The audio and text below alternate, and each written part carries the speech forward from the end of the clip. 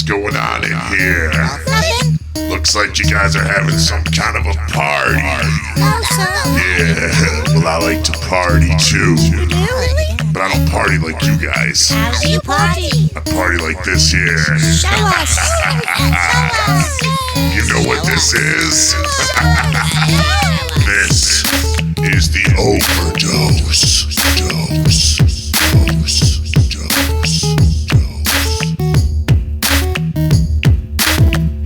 All right, we're here. It is June 7th, 2015, and this is the Sunday evening overdose. Matt Gear with us once again. Ahoy, hoy. David Box. Hoi, hoi, hoi. And Andrea, as always. As always. And we're sitting here trying to figure out what the whole deal with transgender people is. What's the deal? Is that a fair way to say that? Yeah. What's the deal with these freaks? Yeah, like, why are you doing that? Yeah, cutting off your dicks and everything. No, but seriously, everyone got obsessed with that this week, I guess, right? Yeah. Oh, this has been going on a long time. What do you mean? It's Well, not the just this Bruce, week. the Jenner thing really spurred it, though. Into the Caitlyn Jenner. Yeah. Oh, yeah. I'm sorry. Yeah, I couldn't. I just Formerly Bruce. said right. Formerly Bruce. Do you Jenner. find it awkward and just like suspicious how people just immediately transition to this like, Caitlyn? You know what I mean? There's like a certain desperation in it to be progressive or polite or whatever it is, which is fine. Yeah. Not like I'd want to be mean, but it's like, it just seems so fucking forced. And there's just... Look at how understanding I am. Yeah. I'm calling her a woman. There's just no fucking sincerity at all. Yeah. Like, this outpouring of supposed support. It's like, you don't... Come on. It's everybody's just racing to be fucking... What? You know? It's the moral superiority police. It's the same people who police internet comments on Facebook pages and telling people that gypsy is an offensive word. Everything's racist. Because they are... Oh, I found a bunch of movies on YouTube labeled like the gypsy girl. Yeah. Like the man that fell in love with the gypsy. There are so many movies with gypsy in the title. I got obsessed with that gypsy argument too. And I was on the whitepages.com and I was going to different cities all over the country and just looking for businesses with the word gypsy in them. And there's fucking like 8 in Chicago, like 16 in New York, just like all over the place. There's tons of businesses with the word gypsy in them. It's just not fair to say that that's used as a derogatory term. Right. Whatsoever. Yeah. Even in the heyday of black, anti-black racism in the United States, you were never going to the fucking nigger hut to buy shoes. You know what I mean? Like, it wasn't going to happen. Like, they didn't name things like because it was an offensive, derogatory word and everyone knew it. So, just the fucking people that are just out there trying to turn every word into the new N-word, as they would put it, it's just fucking is irritating. But Anyway. The transgender situation is a weird one. It's a touchy one because these people are sad. I feel like. I feel like you'd have to go through your life feeling like you're supposed to be a different gender. Has got to be a sad thing. Yeah, right? that sucks. Yeah. I would absolutely think it would be sad.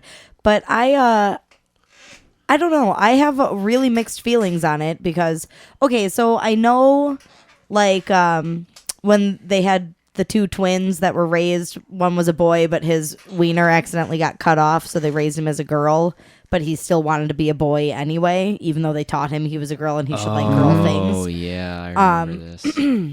So there's that, but like also, why is it so important to be, I mean, why can't you just like be a woman who likes man stuff? I feel like transitioning gender only solidifies kind of like primitive gender roles and ideas. And like, why can't you just be the gender you are and also do the things you want to do? Things you want to do without having to cut off or invert your penis. Right. And I don't mean to be insensitive, but I think that more often than not, people get caught up in certain pressures and it creates a mental problem for them that they can't get past, a psychological or psychiatric or whatever, something extreme enough that they can't get past, and then they turn to surgery and drugs and hormones and to try and make themselves fit what they think everybody is telling them. I could make to the same be. argument for any kind of plastic surgery. Right. It's an unnecessary undertaking. But is it really like wrong of them to do that? Do you think it's No. just to It's satisfy the image it's that not- people place on them? Because No. really, I like imagine because your gender is more between your ears than it is between your legs, and so What? like that's a real thing. Your brain chemistry determines your okay. gender a lot more. I mean, and that people are born a woman in their head and then Right, have okay. a penis. You know, so But is that going true? through your So- whole life being something that you just aren't. I mean, Is there that would science be rough. backing up the fact that people have like a gender-oriented brain chemistry? Yeah. yeah, that's Well, that's Okay. what I was referencing when there was 2 twin boys. It was a set of twin boys. And one accidentally had their wiener cut off by a laser during circumcision. And they said, okay, we'll just raise him as a girl because now he doesn't have a wiener. that's See why I'm and we'll so raise the boy as the boy. anti-circumcision. But the one they raised as the girl still like, as she got a little older, she wanted to learn how to shave and, but that's just like, okay, so you saw your dad teaching your brother to learn how to shave, so you wanted to get involved, yeah, but it. I don't know. I think gender is trickier than just saying I feel like a woman, so I'm going to be a woman now. Well, yeah, I don't think it's really that simple. Yeah.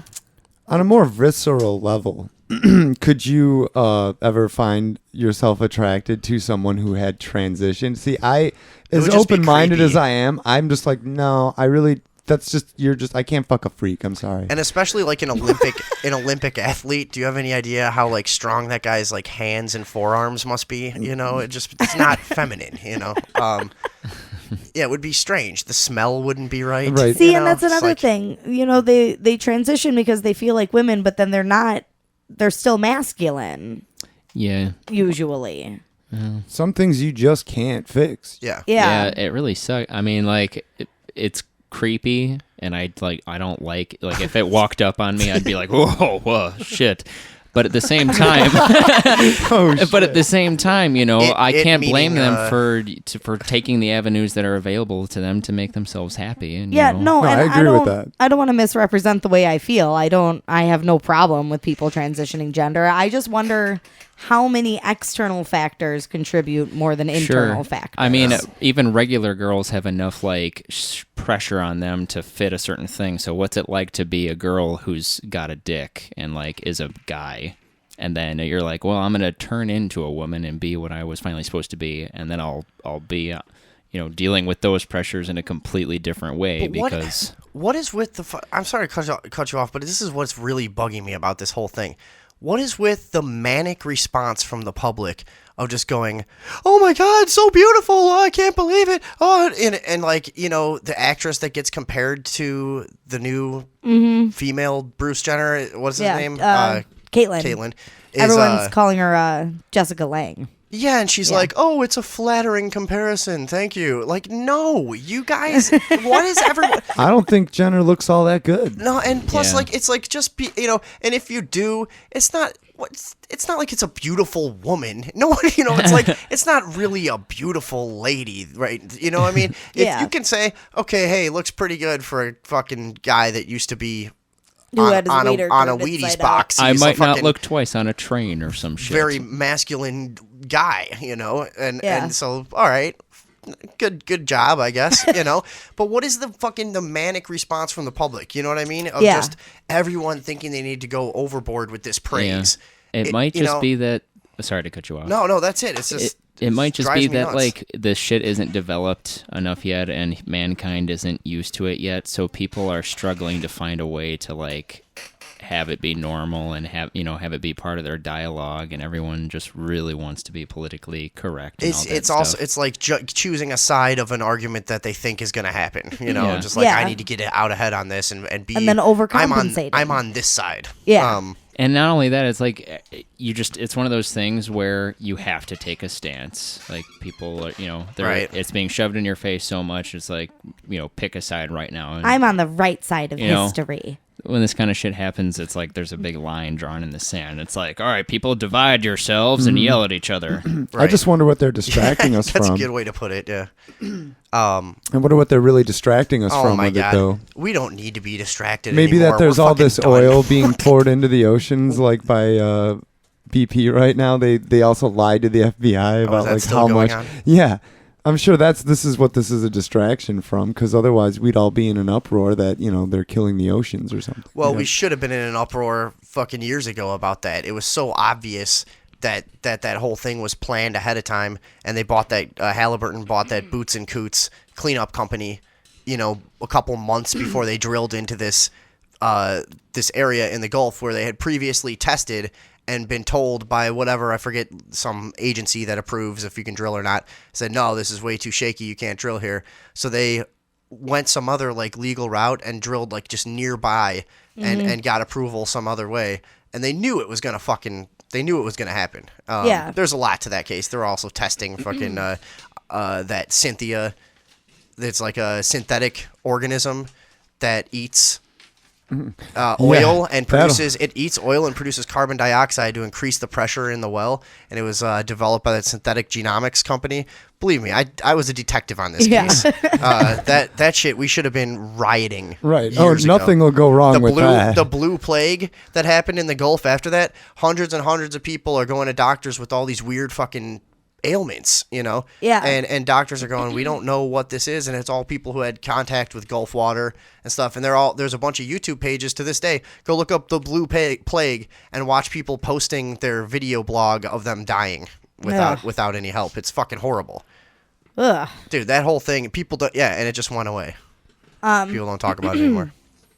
I managed to find an article called 10 Stories Mainstream Media Ignored While Obsessing Over Caitlyn Jenner. You want to run these down real quick? I guess so. Go ahead. All right. Rand Paul received widespread coverage for delaying the Patriot Act's renewal at the end of May. Yeah, that was kind of cool, actually. Yeah, Rand Paul will do some cool shit. He will, but he's just... I mean, when he started going the route of a mainstream politician, he joined the fucking enemy, in my opinion, Right. You can have, I guess he has the right view on a lot of stuff, but still, he's working for the machine. Next. The FBI has been conducting warrantless surveillance across the United States using a fleet of planes disguised as private aircraft. Yeah. It was responsible for mysterious flying planes over the Baltimore protests in May, surveilled as many as 40,000 people in one flight over Anaheim, California. And it was also revealed this week that a single local police department conducted over 300 warrantless searches using highly secretive and controversial Stingray technology. So that was one. That's one of those stories that, like, we hear stuff like that every day. We're just like, oh, yep, sounds right. Yeah. Like, that's Like, obviously they're doing that. completely fits the script as far as I'm concerned. Yeah, I mean, what do you even fucking say? That's more of the same, NBC was caught manipulating footage of a witness interview to make the police shooting of an unarmed college student seem less sinister to the audience. Again, wasn't it NBC that edited the George Zimmerman 911 call? I think you're right. I'm not Or positive. I can CNN? check that. Yeah, but yeah. So, anyways, same old shit there too. That was number 3. Number 4, Congress moved this week to require police to report all killings and uses of force committed on duty. Wait, say that again? Congress moved this week to require police to report all killings and uses of force committed on duty, which is actually good news. Yeah, I heard on NPR. Wait, how is that not already a law? It's It not. wasn't.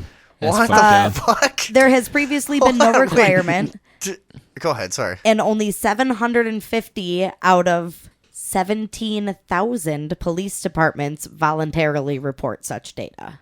Wow. What the fucking Christ? Yeah. That's So fucked up. That's why the official number for police killings this year so far is in like double digits, We and have the had- real number is closer to 400. We have had a lot of trouble with those statistics when we Yeah. try to find them and figure them out. You have to rely on like watchdog organizations pretty much. You're not going to get any realistic numbers from the government Right. whatsoever. We found that Exactly. out. We found that out a couple of times. Trying to do some research on the actual numbers when we did the comparison between whatever it is, like the average of like 2 police that get killed on duty per year by they get run over here and there or whatever. But I think it was 37 police per year, and then Yeah. like 1,200. whatever it is, people. the minuscule amount of police that actually are killed through violent acts by citizens, versus the whatever it was, 1,200 that they A kill a lot, year or yeah. something. Yeah, but you really can't find those statistics in any. You have to fucking hunt around. Yeah. Number 5, Department of Homeland Security investigation found that in 95% of cases, the TSA failed to find weapons and mock explosives smuggled through airports, which means that they are only They are a joke. blocking They're a 5% $15 an hour security. It's Fucking bunch of fat security ass theater. retards. Yeah, It's so you feel safe. It Somebody, has nothing to do with. Somebody Right. somebody pointed out the other day, somebody made a meme that I saw, and it was a picture of a bottled water that said, it's possible that this could be an explosive. You're not allowed to bring this on the plane. Please deposit in the trash can next to the security line. Yeah. There's fucking 1,000 people standing. Yeah. Possibly an explosive. Perfect. That's the reality of airport security, is if anybody wanted to attack travelers, the security line is massive. There's hundreds of people right there, and no one's gone through security. You can blow all of those motherfuckers up all you want. Yeah. You can go to a fucking baseball game and blow. It's just fucking. It's such a joke the way that they try to make us feel like there's a villain hiding and lurking every fucking place. But it's such a joke. There's really no terror happening when it's so easy to do. It really is. Sure, it would be so easy. We live right by the chemical plant here. You can walk right up to it. Yeah. We could steal chemicals, pour it in the water. We could do all kinds of shit. I think about that. Average people could commit massive acts of terrorism pretty easily. When I'm at a venue with a very large group of people and I've gone through no security, Yeah. all I can think about is just like throwing a grenade. But guess what? It doesn't happen. It happens extremely rarely, and that's Yeah. just a fucking hazard of life. It's not worth locking down every single corner of society with this theater. Yeah, this security theater that doesn't work anyways. Yeah. All right, what else we got? All right, number 6. High-value Guantanamo detainee alleged this week that he was tortured by CIA agents with tactics worse than previously revealed. Oh, I heard about this on NPR. Although the December torture report detailed gruesome techniques, including forced rectal feeding and sleep deprivation, Khan claims he was sexually abused, hung nude from beams, and had his genitals dipped in ice water. Again, more of the same. and repeatedly touched was part of what NPR said too. Yeah, sexually abused. NPR is a pack of liars and libtards. I like NPR, man. It's okay. I don't know. They've got a couple of good programs, I suppose, but yeah, typically I don't dig the NPR that much. Their political shit is It's just just fucking the same. annoying. Yeah. science and nature, though. Yeah. Pretty boring, but sometimes They interesting. got some okay shit. Yeah. They've got some okay shit. Whatever. There's been some good series that they've done, whatever. Go ahead. Number 7, 3 more stories came to light of bankers meeting their deaths somewhat mysteriously. One died on an international flight. One jumped off of the 24th floor of his apartment building. And one was found dead in her car in April. The Nice. last one was a Goldman Sachs employee. But that's becoming like a weird trend. Oh yeah, hundreds in the past Yeah. year or something. Yeah. Number 8, in an all too common pattern, news surfaced this week that local police in Palm Beach, Florida, engaged in illicit activity. At least one minor and at least one sex worker were invited to a private party on a golf course that was held by yeah. members of the. I think we Yeah, I talked saw about this. All right, whatever. Some bunch So of they cops. cops and a kid got a prostitute together and took her on a golf course. Cocaine and shit. Yeah, cocaine. Just gangsters acting like gangsters. That's all. Archaeologists in Russia discovered 2,400-year-old golden bongs. What? We all like perk up. Wait, what? Yeah. They contained trace amounts of opium and marijuana, Nice. suggesting that seeking altered states of consciousness is not a crime but human nature. How old is it? 2,400 years. 2,400 years ago. Now, yeah, that doesn't surprise me. I would have guessed that people have been smoking weed for fucking thousands of years. Yeah, for sure. Golden, And opium. And they had made golden Golden bongs. bongs. They See, must now, have really revered their experience. But that shit would get Superconductor hot, bomb. right? Like, Huh? wouldn't that get real hot though? Well, you had to be tough 2,400 years ago. Well, if you're that Shit was whacked rough. out on opium too, you're just like, fuck it. I don't Yeah. care. I'll just hold it. It's fine. It's okay. Is that it? Number 10, a declassified Pentagon report revealed this week that Western governments helped to create ISIS, the infamous terrorist organization. Oh, wow. That's a What big fucking a surprise. surprise. We said that from fucking day one when Yeah. ISIS popped up with like super high quality movies and shit and started making themselves known on the scene. It was such a clear fucking just a clear manufactured organization, you know, and it's With a just, sexy name. Not to mention they came out of Al Qaeda, which is something that the West manufactured with Yeah. Israel's involvement too, I guess. But the I remember the first time I heard ISIS, you might remember this too. The first time I heard of them, somebody predicted this is the next big thing. This is all you're going to see in the news from now on. yeah, this is the new what is, Al Qaeda. well, it's just the new enemy in general. Yeah. It just Yeah. is, It's you know, Cobra. shifting. There's Yeah. a new Chinese. Remember the Taliban? no. Taliban. They're in talks now with like, they're like part of the political system now. The Taliban? Yeah, they didn't Yeah. go away. No, no, it's okay now. They're friends now. That's who killed the SEALs over there. That in that very suspicious Chinook Oh, helicopter yeah. crash that they said a Taliban member put a bomb on the plane while they were inside rescuing some Those folk. sneaky While every bastards. single person went inside and left the helicopter. All part of that very believable narrative that we killed Osama bin Laden for the 9th time or whatever. Yeah. Anyway, speaking of NPR before, they're the ones that broke that story about the Red Cross, right? So I guess they're doing something. This has been going around, the Red Cross thing, where they're saying they raised $488 million for Haiti, for relief in Haiti, and apparently built only 6 permanent homes. And when I saw that, I'm like, come on, that it cannot be true. I guess it is, and it isn't.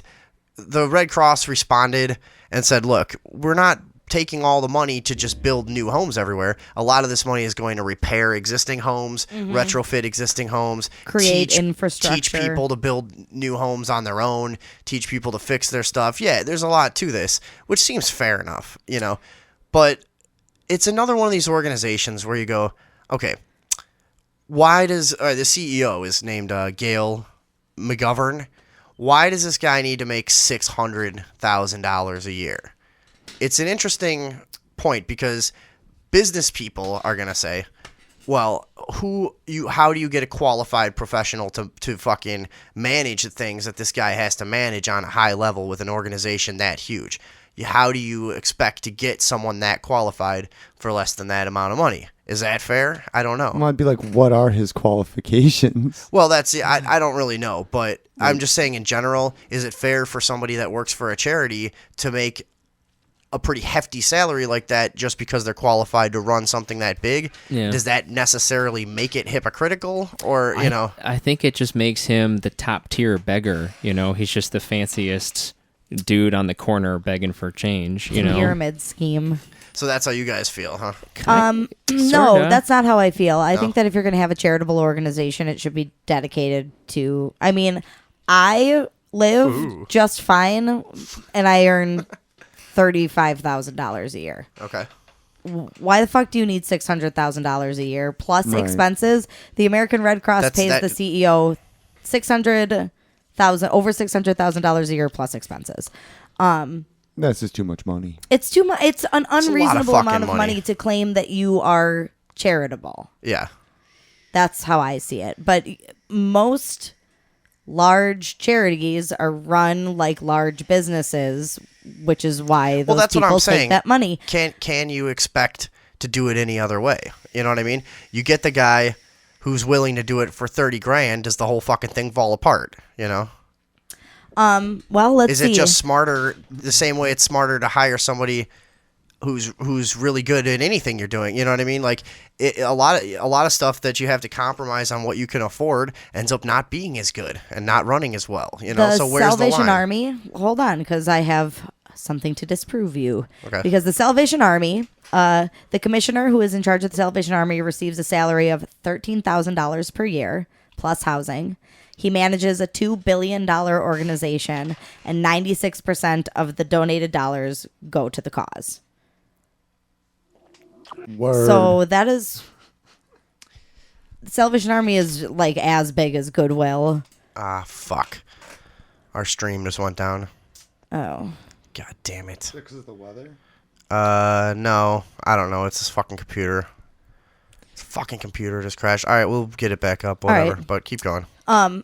So I think it is possible to run a charity well and manage a large amount of money for $13,000 per year because the Salvation Army is doing it.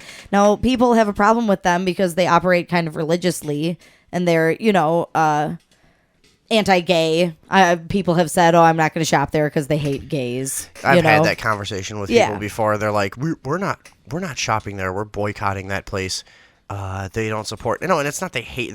They voted against, or the people contributed money to something that was anti-gay marriage or whatever it was. And it's like, I don't give a shit. Whatever. Fuck off. I go there to buy a cheap T-shirt, not for fucking philosophical teachings. So, they're allowed to do what they want with their fucking political vote or whatever they have. Or, they're allowed to fucking have their opinion. Jesus Yeah. Christ, lay off. Yeah. And they're running their charity more ethically than pretty much anybody else is. March of Dimes is called that because only one dime for every dollar donated is given to the needy. The United Way, President Brian Gallagher receives $375,000 base salary, along with numerous expense benefits. All right. UNICEF CEO earns $1.2 million per year. That's $100,000 a month. Holy fuckaroni. Yeah, less than 5 cents of your donated dollar goes to the cause with UNICEF. And Goodwill, CEO and owner, profits $2.3 million a year. Relying on donations. Yeah. You donate to his business, and then he sells items for profit. He pays nothing for his products and Wait. pays his workers minimum wage. Is this Goodwill? Goodwill. $0 dude, goes to anyone. Goodwill is the biggest fucking scam because they really. All right, I'm gonna get this stream back up in a minute. They really. They don't. They're so crafty in the way that they fucking do it. They have this thing of like. Presenting themselves as a charity, but never actually saying that they are one. Mission. Yeah, it's a mission, the Goodwill mission, and they always have those like advertisements and stuff up.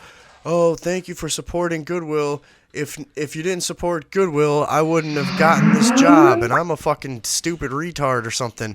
And it's like, what? Someone lets me work here Someone for lets minimum me wage. work here for $9 an hour. $8.25. Yeah. Well, whatever. I don't. Who knows what Yeah. they pay, but I guarantee you it's not that much. But Yeah.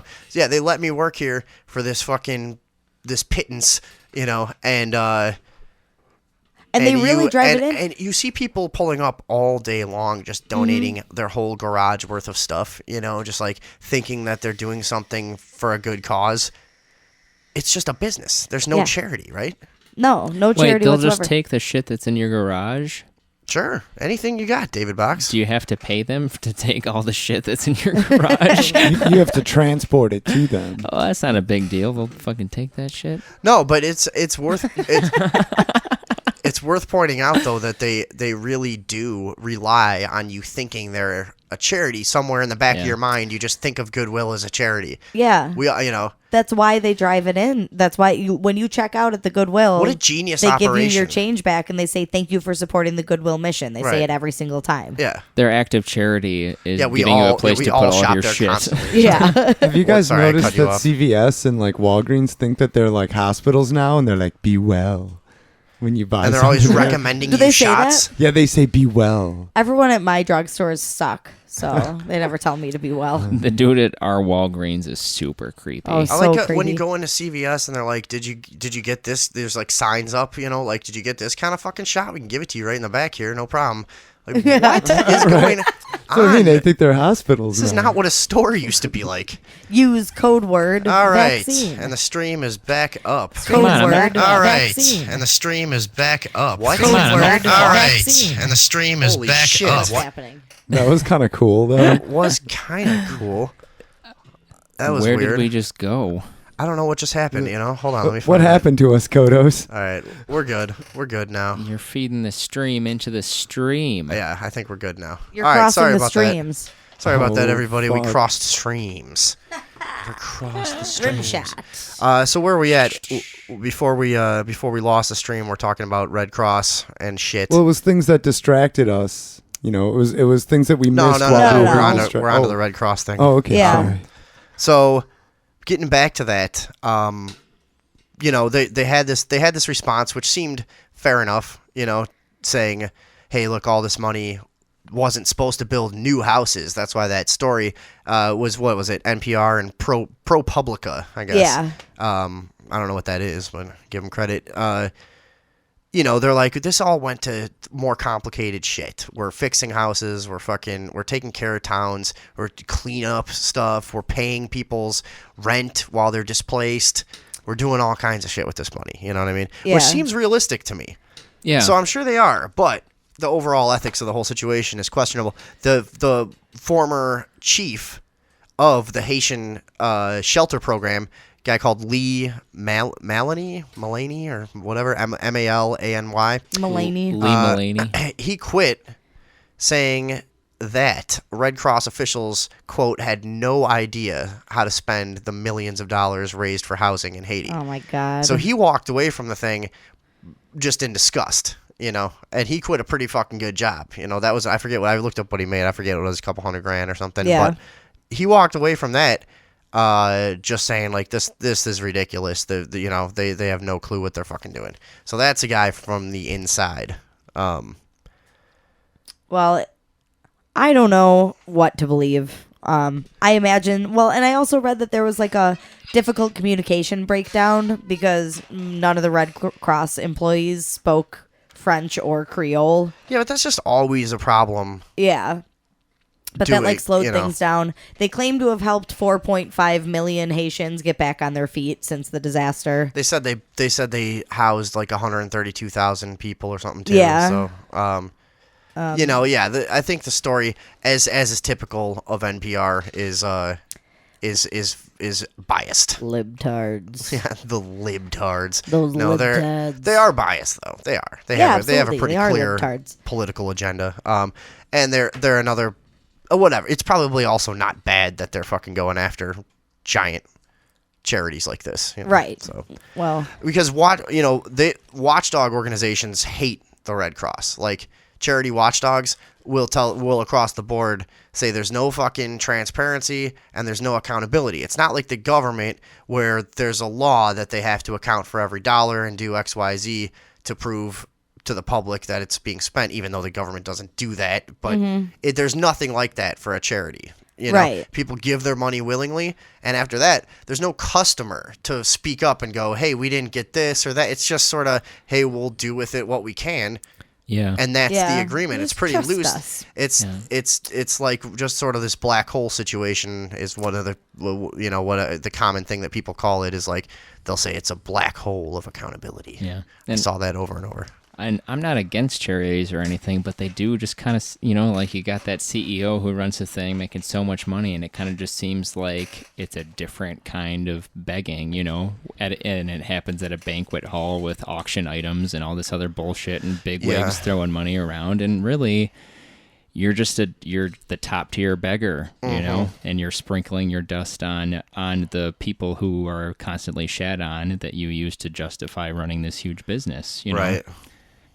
I agree. And it's, I don't want to say that the person who runs that huge organization, they deserve compensation, if they're doing a good thing, but it seems excessive when you're, making millions of dollars or hundreds of thousands of dollars a year when, like you said, we're making fine with our combined total being like, what, 70 $70,000. Also, Yeah. I wonder if they're donating plenty any of of their income to their own fucking shit.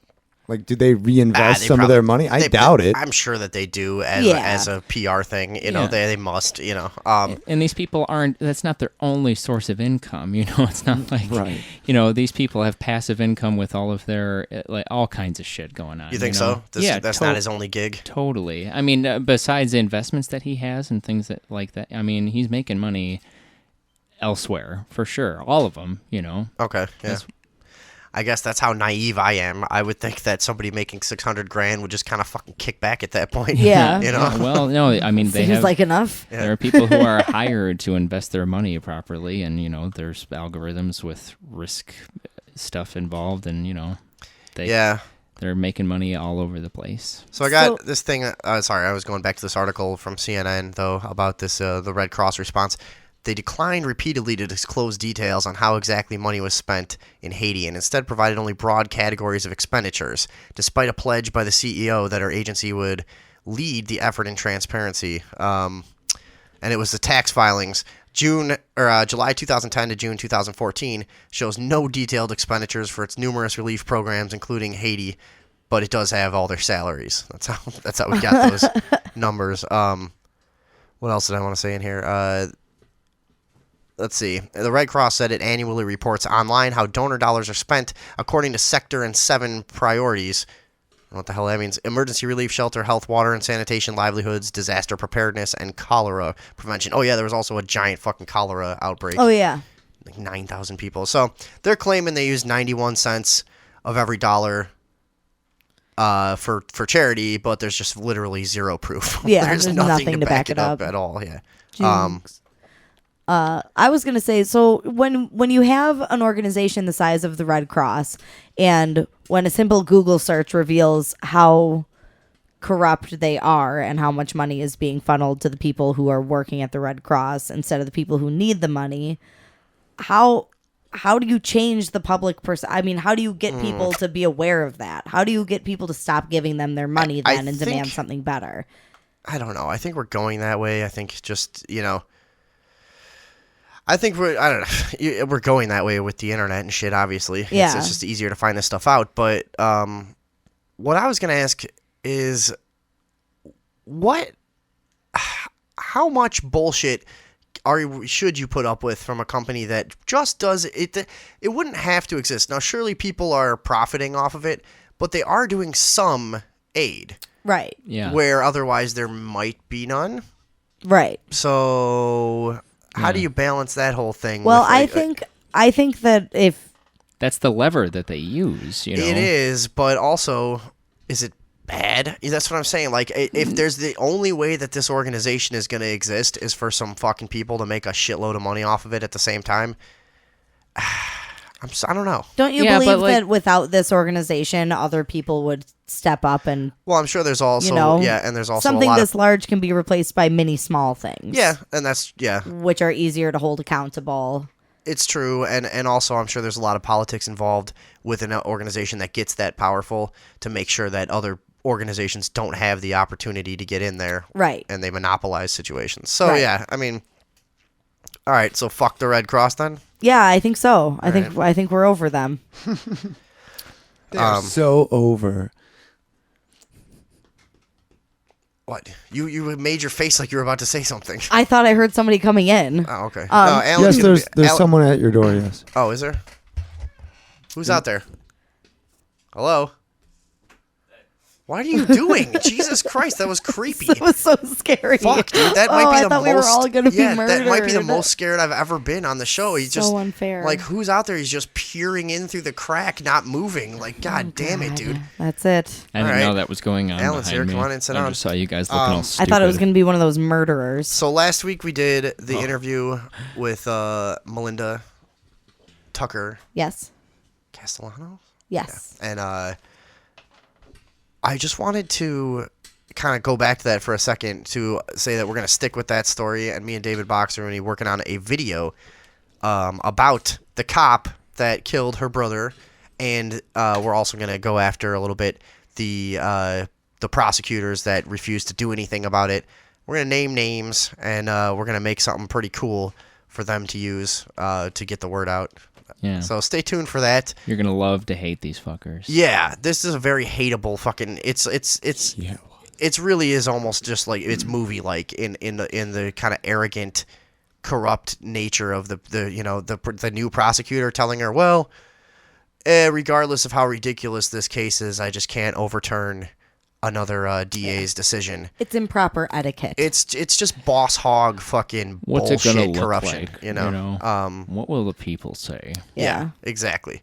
How would that come across in the press? Well, if I overturn this decision, I'll have to overturn all her wrong decisions. Yeah, exactly. They don't want it. That's what it And is. that's They just don't. not Yeah. right. That's what it is. Yeah. They don't want to open the door to expose Right. exactly how biased the system actually is. You know. So Yeah, the floodgates might just open up if he did something like that. well, it happened in Chicago. Yeah. A couple of times. There was a time that everybody, like 90% of the death row inmates were found to be innocent by DNA evidence. Remember, Yeah. like the Yeah, University of Illinois just proved like a class of kids Yeah, as a project. got like 18 Yeah. fucking people out of death row or something. I forget what it was, 30 people even or some shit. Yeah, I forget. But I remember that. And then also the torture thing. What's his name?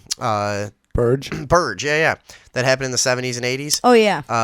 He's still getting a pension, by the way, and we're still paying, like, taxpayers out there, if there's any listening. Yeah, you're 'cause paying that If there's any guy's... There's none in this room. that guy, you're paying his salary, We've talked about him on the show before too. Yeah, John Burge. Yeah, so I mean, those are both examples of when one of these cases gets overturned. Somebody goes, "Hang on, let's look at the rest of these." Mm-hmm. You know, so yeah, that's a very valid fear. From the sounds of it, they're gonna have a big mess on their hands in Salt Lake City too. So we're gonna do whatever we can to try to become a thorn in their side. Why did we pick this case? I'm not sure. We had to pick one to sink our teeth into because this just can't fucking keep happening. You know? yeah. It just really can't. And I it's don't an know why we easy picked one this too. one. It's like, I mean, just because there's If you the don't- video and it's so obvious Right. that it's bullshit. If you don't know what we're talking about, go look up Joey Tucker police execution on YouTube. You can find the dash cam footage. See for yourself how ridiculous this thing was. Yeah. and then and the taunting on the internet. Oh, and then Yeah. it got really big because the cop went and taunted the family on their Facebook page after he got away with the murder. So, Psycho. anyways, that's what's going on Psycho. there. Tonight, we've got in the next hour Rowana Ray. Is that right? Sorry, I don't have my notes in front of me. That's okay. Andrew, Rowana Ray of Roads to the Paranormal. Yeah. She's putting together a cool paranormal convention at the end of August that she wants to talk to us about.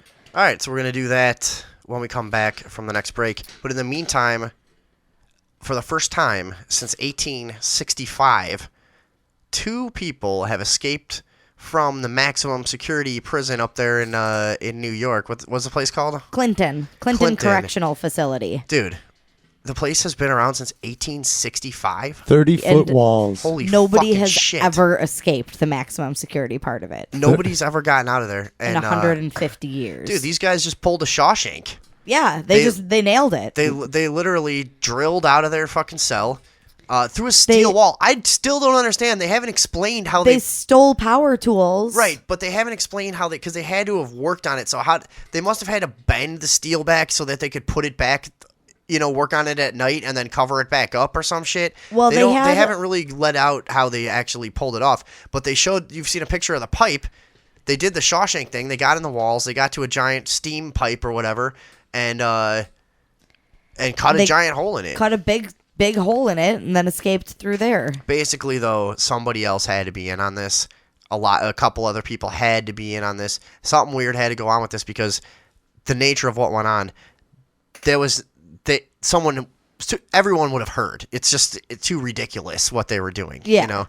Drilling out of steel and shit through steel and shit. Yeah. And then drilling out of these things, and then they came out of a manhole. They had tools to cut like the locks and chains off of this manhole and stuff, and then they got away Unbelievable. right near the Canada border. They're only 30 miles from the Canada border. Here's what I love the most about it. They left a note behind. Dude, this is the best. Like yeah. it's like a cartoon Chinese person's face wearing one of those triangle hats. Yeah, it's and just he's got got one like of those- big front teeth, like buck teeth. Yeah, it's like a Looney Tunes Chinese person from the 40s. Yeah, and written underneath were the words, "Have a nice day." They just left it sitting on the pipe where they cut out. Yeah, it's Left amazing. this taunting post-it note. So great. they're both murderers. They were serving. One had a life yeah. sentence. One had 25 years to life. We probably shouldn't get behind these guys too much. They're pretty fucking gruesome dudes. No, they've got some stuff. Well, the yeah. one guy's not as bad. The one Richard Matt is the fucking freak, right? Is he the guy that killed his boss and dismembered him, and that's Yeah. why he's in jail? Murdered He, and dismembered. Did he torture killed his boss and then dismembered him? Oh, that sounds awesome. Doesn't everyone want to do that? I was gonna say, isn't that the American dream? Well, and then I hate to add another dilemma to this. The other guy killed a sheriff's deputy. Sure did. Oh So- man, these are sounding like some stand-up dudes. Yeah. I'm starting to really like them. I Right? know. Now- I knew this was gonna happen. Yeah, Richard Matt was a fucking crazy guy, though. but he's nuts. He's no good. He was in prison in the 90s in an Erie, in Buffalo. It was called the Erie County Jail. And he escaped from there. He was serving a 1-year prison sentence, escaped from there, and then was recaptured and taken back to prison. Then he was out for a while. Then he had to serve 3 years for attempted burglary. Then he got out in 1997. Then he tortured and murdered and dismembered his boss. And then he fled to Mexico, where he killed a guy in a bar fight. And then he was extradited back to the United States and convicted, sentenced to 25 years to life. And then he escaped again. You know, I want to hear his side of the story. Right? There's probably a logical explanation for all of that. Yeah. When Just they one killed big his boss, misunderstanding. like, did they rob the guy or something, or did you find out the details of that? No, that was pretty vague, actually. Because that was in 1997. So all it said was that he kidnapped, tortured, killed, and dismembered his boss. And then the guy who killed the cop, like, stole some guns, and then this deputy, his name was Deputy Tarsia, tried to apprehend them, and they just turned around. It was him and one other guy, and they just turned around and started firing. Fired 15 rounds. After killing the officer, the men stole his service weapon and several other items from his patrol car. I always wonder why people don't do that. Like, Yeah. after they kill a cop, it's like you always see the videos. They never take anything. It's like, that guy's got a lot of useful stuff. You're dude. already all in. It's a cool hat. Right? Yeah. Don't you want to wear that hat around? You've already lost everything. Tie it to your belt like a scalp. Right? Yeah, dude. When you kill a cop, you're done. You gotta fucking Drive Yeah. that car around fucking... It's like the best thing you can do is Right. try and get a couple more. Best thing you can do is put on his clothes and go back to the station and just try to blend in. Yeah. Oh, man, that'd be awesome. Yeah. Hi, I'm the new guy. What's up? Hey, it's Oh, like he looks crazy. the worst plan ever. After Welcome you kill a cop, aboard. I'll put on his clothes and drive his car and pretend to be him. But it's so ludicrous on that his it might face. work. Yeah, put on his face. Tom Cruise could do it. Jesus Christ. I probably wouldn't escape from prison.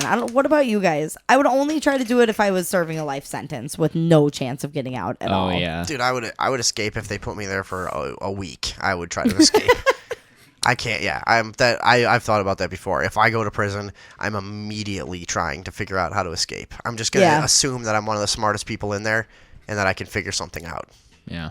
I would not fare well in prison. You know, how I'd a lot of be a people wonderful escape. prison bride. Dude, like people have escaped prison in the most hilarious ways. Like sometimes it's not that hard. Like a lot of people have just gone out with the laundry. That's like an actual thing. Yeah, that's an actual thing. that people have done plenty of times. You know, you could do it. I don't Yeah, know. bribe a I could guard. pull it off. Yeah. I'm sure these guys had a connection with members of the guard team. They had to have. They had Plus to have. people on the outside, too, right? Yeah. Like, I mean... Well, they got power tools, and they said that they did an inventory of the prison, and there's nothing missing. So Yeah. they had to get something from the outside somehow. The official story is that they must have stolen them from a private contractor at some point. Well- But doesn't it seem a little more likely that maybe they bribed a guard to give them some power tools? Are contractors just hanging out at prisons? Right? Like, why would the contractors be... We're going to be redoing this bathroom this Well, yeah, week.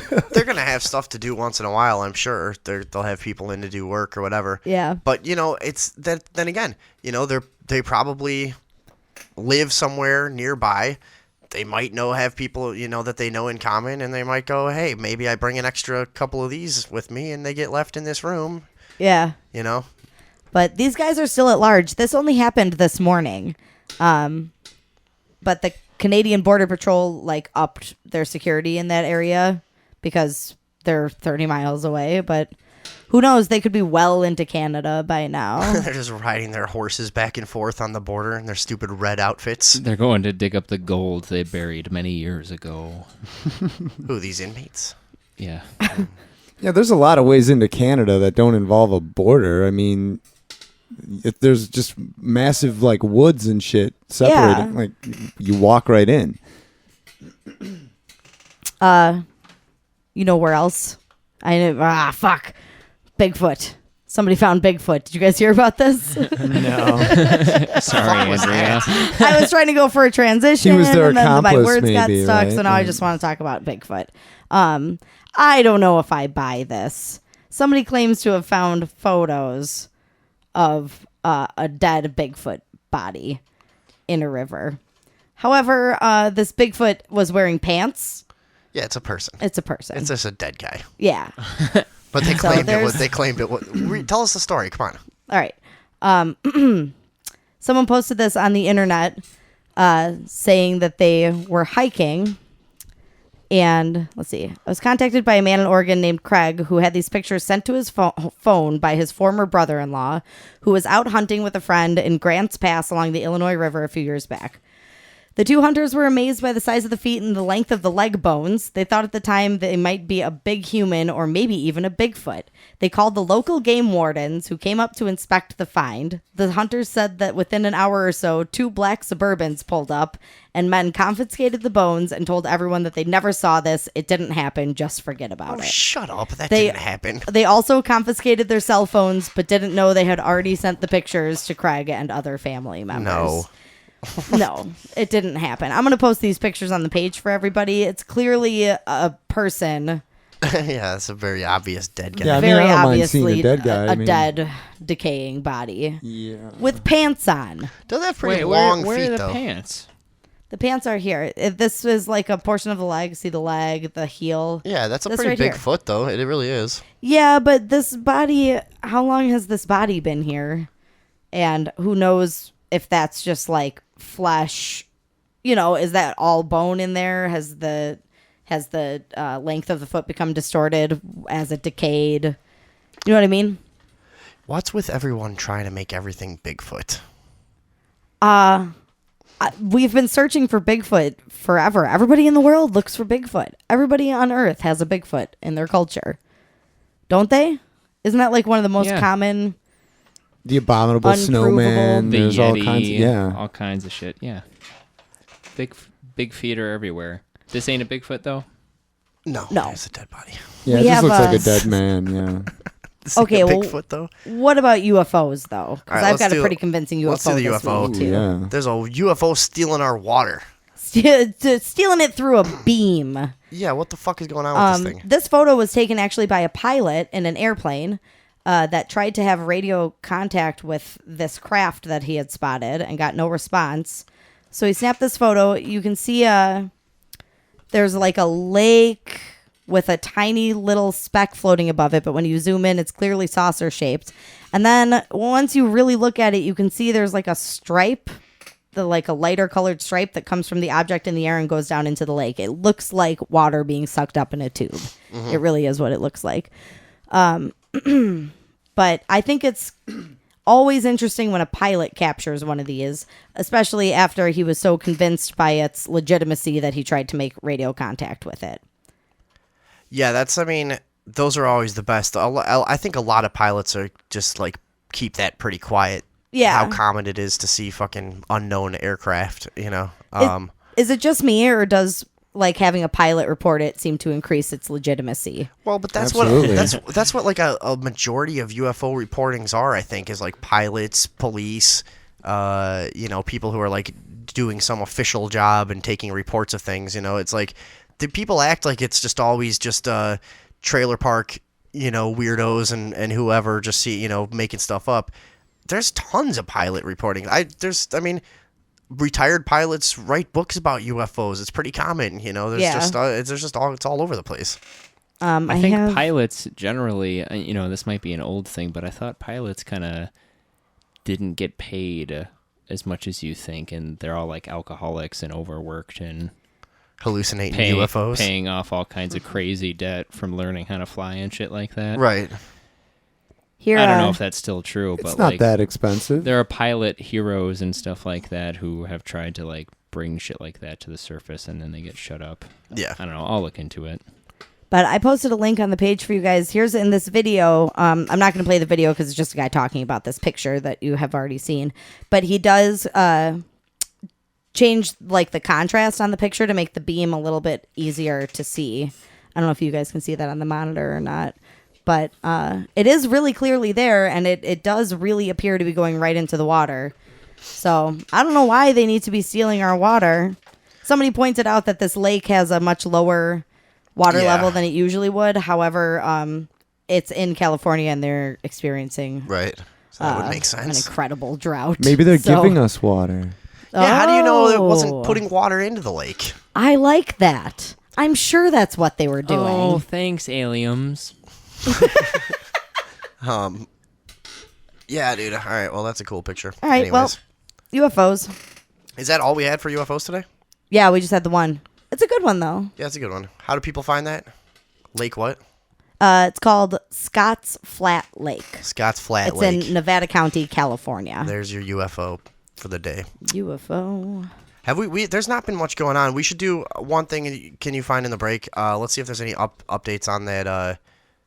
That big one that was at San Diego, the mass sighting. I from think a it few was San months ago? Or Francisco, but yeah, I'll find I it. think it was San Diego. Okay. I don't know. We'll figure it out. But let's do see if anybody ever commented on that, because at the time there was a refusal from all official agencies to comment on it, and they weren't even trying to explain it, because that was a pretty insane case. Well, 200 or 300 people that saw it or whatever. Mm-hmm. So we'll do an update on that, and we'll come back with Rowana Ray to do some ghost talk. and Roads some, to the paranormal. Yeah, to talk about her convention that she has coming up. Sweet. All right, take a quick break. Agents of Change on the Overdose.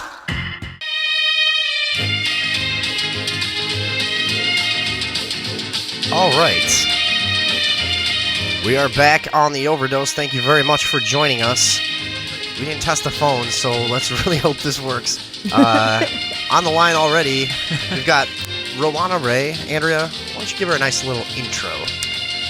Set her up nice for us. Rowana Ray is the coordinator for Roads to the Paranormal Convention, which will be at the end of August, the 28th and 29th, in Spiceland, Indiana.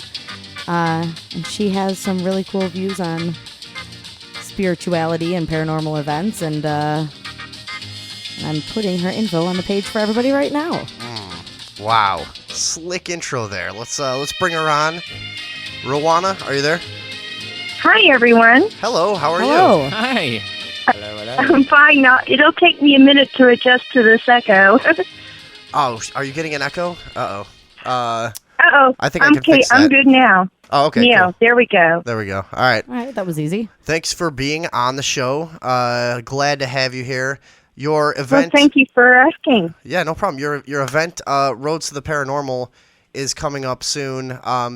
What is the focus of this event? Well, I've got several, actually. I like to bring business to the community, of course, and to Montgomery's. And I love the idea of everyone networking. I've tried to put together an event where we have someone in this, that specializes in this and that, and just a great assortment of celebrity guests to bring information and knowledge to everyone on every aspect that I can cover. There's a few more I'd like to get, but maybe that will come along next year. But I think it's great that everyone gets together and networks, and I just like to give people answers. Some people come just for answers. People who might be experiencing some kind of paranormal activity that they're confused or frightened by, they'll come out and try to figure it out. Yes, all kinds of things. They may not be able to stop thinking about it. They may have experienced something that, even if they didn't take something home, they're still having a hard time dealing with it.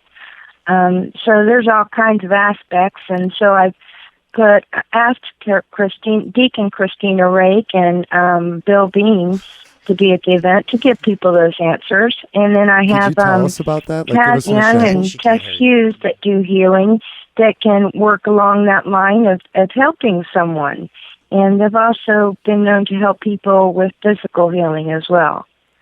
Go ahead, Matt. Well, I just wanted, if you could tell us like about an example of when someone maybe brought something home with them that was cursed or possessed that you helped them with. Well, Or I just don't. any time that you help someone, could you just give us just an so we example? can kind of get an idea of what you do to help people or how that works. Okay, well, someone was led to me, and they were on an investigation and thought it was real cute to do a little provoking, and got zapped with something and took it home, and they couldn't get rid of it. It was attached to them, so they go through a lot of changes because it affects you mentally. Your thought process changes. What you do day to day changes. And the longer they have it, the more their life changes. So then they start reaching out for help. And that's where I came in, where they just wanted someone to talk to that could lead them to help, and that's what I do. So you're more going to hook them up with somebody that's right for their situation, be it a religious answer Yes. or like an investigator Yes. or something, or okay. You're like the human Yes. Google for the paranormal. Yeah. Yes, and sometimes they need a home cleansing blessed, sometimes they need a baptism, deliverance. It can vary, just depending on the situation. What were those people But experiencing? Kat Young and Tess Hughes and Bill Bean and Christina Rake are 4 people, and I'm sure I had more at the event. I'm not trying to forget about anybody, but let's face it, there's a lot of names at the event. But there'll be several people there that can help them. And believe it or not, people will be led to the event for that reason. And that's not the sole purpose of having the event, but it is important to me that that's included. I forgot what the question was. Well, I was curious, like, What? Go ahead, Matt. Sorry. I was still just a little curious, like, about like when you're talking about the people that you helped, like, what was their issue? What were they having happen to them, and what was the resolution? Well, a lot of times, a family is experiencing noises, shadow figures. Their children are acting up. Their Shadow husband's figures. acting up. Things are being moved. Confusion in the house. And it seems like it's a divide and conquer situation. And the home just falls apart. And it's all from seeing ghosts and living amongst them. There's a negative energy there that works on the families. Uh-huh. And sometimes, that can split a family apart. And so they want healing. They want everything to be right again. But is that what was happening with in that particular scenario that you were just referring to? Like, what was the specifics? What do you mean? Like, what was happening with this one family? I don't think that they would mind at all me I'm just mentioning curious. I don't think because she was ever it's been talking about- on major TV. But the family that lived in the home, that a haunting did an episode. The curse. No, it wasn't. Oh my goodness, I cannot remember the name of that. Yeah, But Curse their of the Mummy. daughter was. Pardon me. Curse of the Mummy? Is that what you told me earlier? I think that's what I told you earlier, but I don't. That's not it. That's just an episode that sticks in my mind. Gotcha. No, this was. And I hate that I can't remember. But Living Dead Paranormal had also visited this house, and there was 2 little children that died in the house, if I remember right. The house burnt and was rebuilt, and then a man murdered his wife there, and actually kept her there in the house for a long time. So this house was very haunted, had a lot of negative energy. The whole family was being affected. They did a TV show about it, and the family needed help. It's all fine and dandy when everyone comes in there, reports a story, but they're still left in a house that has a haunting that they don't want to live with. And so I was with Bill Bean when he went to this home, and he blessed it from attic to basement, every room, every wall, everywhere outside, and delivered the family and helped them through all this. And they're a loving, happy family now, getting ready to move into a brand new home in about 8 days. So, what most often do you find is the solution? Is there one general solution, or does it have to do with people's individual beliefs and orientations and things like that? Or do you look at it like there's a clear, path to solving any kind of like paranormal problem? You know what I mean? Well, that's a touchy subject, but for me, there is only one answer. For someone else, it may be something else. Okay. But for me, it's God, and that's from personal experience. There was a time when I thought, oh, you couldn't convince me there was heaven or hell or, God or Satan, but then that changed. And so now I know that God is the only answer, or was for me, and I've seen it through when God works through these people to heal them or to deliver them from this. Then, there's just no doubt for me. What was it that convinced you so thoroughly? It was a personal experience because I was affected by this. I don't know if you call it attachment or possession, and I didn't know anybody in the paranormal community, so I had to start reaching out and searching for someone for answers. Can we go and Sorry, go ahead. That was the only answer I had. God got it out of, took it away. So, what exactly were you experiencing? When boy, do you have the questions? We'll talk about the event here in a minute.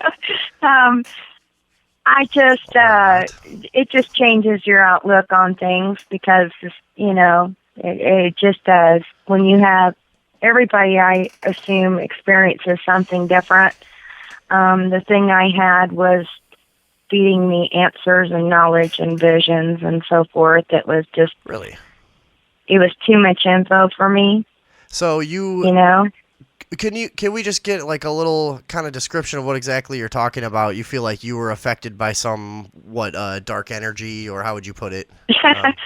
Okay. Since you asked, I really don't get this out there, but let's entertain some people. I had one jump in me, a spirit, ghost, entity, whatever you call it. I had one jump in me. Okay. And as someone said, oh, don't worry, it'll pass right through you. And it didn't. I took it home. And when my life started changing, my behavior, not in a bad way, just, I lost days and time, every day ran together. And weird. I don't know.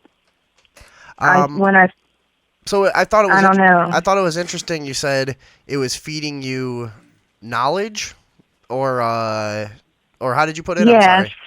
Yes, like if I would be on the computer and I'd start looking for something, it would start telling me what to do and where to look, and tell me all about it. And I knew too much. I was seeing things that were going to happen in the future. And I knew that wasn't me. It wasn't me before this happened, And so, and if it was, I guess this triggered it. But I don't know. It's hard to explain. But when I was obsessed with some photography, spirit photography, okay. And it was telling me where to look in this picture for something, where to zoom in at. And I became totally obsessed with this photography. And you weren't and sure. And when I realized, pardon me? I was just going to say, and you weren't really sure why you were obsessed with it? Well, when you're starting to be obsessed with something day in and day out and nothing else seems to exist, then you realize you have a problem. Mm-hmm. It was springtime. I should have been outside, doing my normal life things, but I wasn't. I was consumed in it. So I realized that I had a problem, and that's when this thing reared its ugly head. And I'm not going to go into details about what happened. What? But it did try to kill me at 3:13 in the morning on Ash Wednesday, and by that next Sunday, I was delivered. 3:13 in the morning is that's a scary time. That's when isn't that the same time from the Amityville Horror when the kid kept waking up because that's when the murders occurred? No. It's like satanic murders or whatever. I don't know. I'm no Whatever. good with 3:17, remembering I movies think. and times like that. 3:15 or So something. you have one up on me there. Whatever. Anyways, Still, yeah. that's so. But how far will when it you go happened- with this story? What Go ahead. will you give us here? So you said, it's okay, whatever you're comfortable with, but I just wanted to say, so you're saying when you sort of realized that there's something affecting you, you're not acting like yourself, you seem to have some problems, and it all stemmed from I guess one event. By the way, what was the first event where you feel like you kind of became possessed or was contacted or however you put it? Well, I was visiting a cave and I was sitting down, and I was talking with a lady that runs the place, and something slammed into the back of me, and it jolted me straight up, and I was ice cold. I mean, as cold as you can imagine. And my left eye hurt so bad from being so cold. I was bent over, groaning.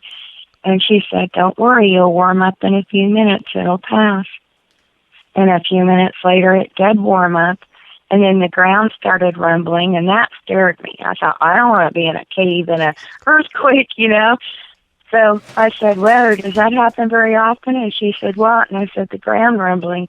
She said, "The ground's not rumbling." Well, it was in my world. Ooh. Wow. That is so and then stemming from then on. Yeah. I was just going to say, so stemming from that event is then you started losing time, you started knowing things and you didn't know how you knew them, started focusing on these particular, what was the photography you were obsessed with? It was the photography from the cave. Oh, the pictures you took. Okay. And then I started wanting to take pictures everywhere and capture this and capture that, just be obsessed with it. I don't know. I knew it wasn't me because that's just not me. I enjoy my photography, but I don't become obsessed. Sure.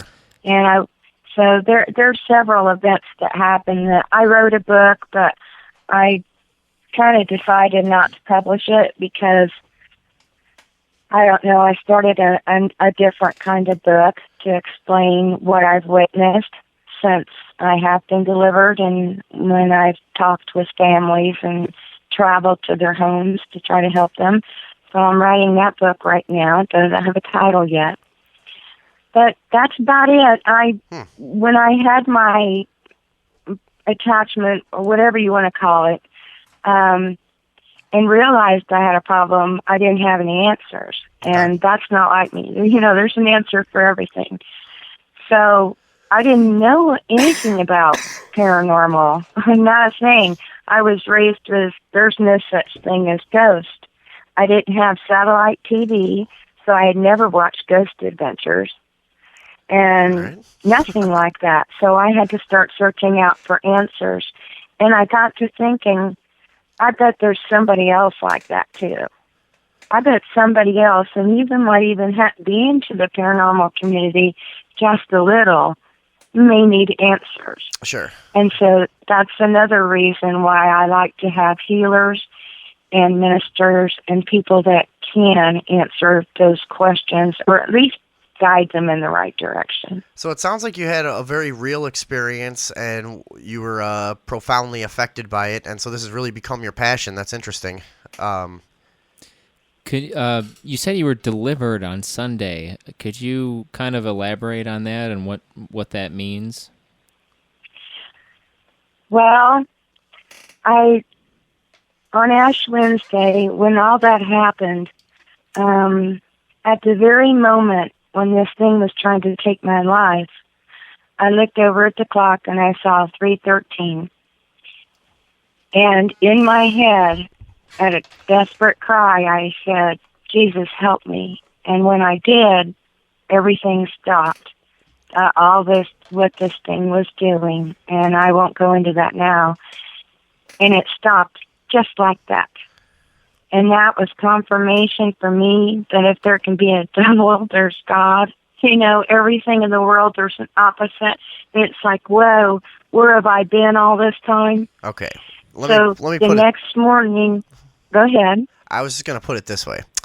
Can you please tell us what the demon was doing? Well, it was suffocating me. Oh, okay. And I saw it, and I saw what was suffocating me, and I also saw something watching. What did it look like? like? It was witnessing. You saw, so did you actually saw it? I woke up because I couldn't breathe, and I was gagging for air. And when I woke up with that, I opened my eyes, there they were, and I tried to pick my head up off the pillow, and I couldn't, and my body was just like,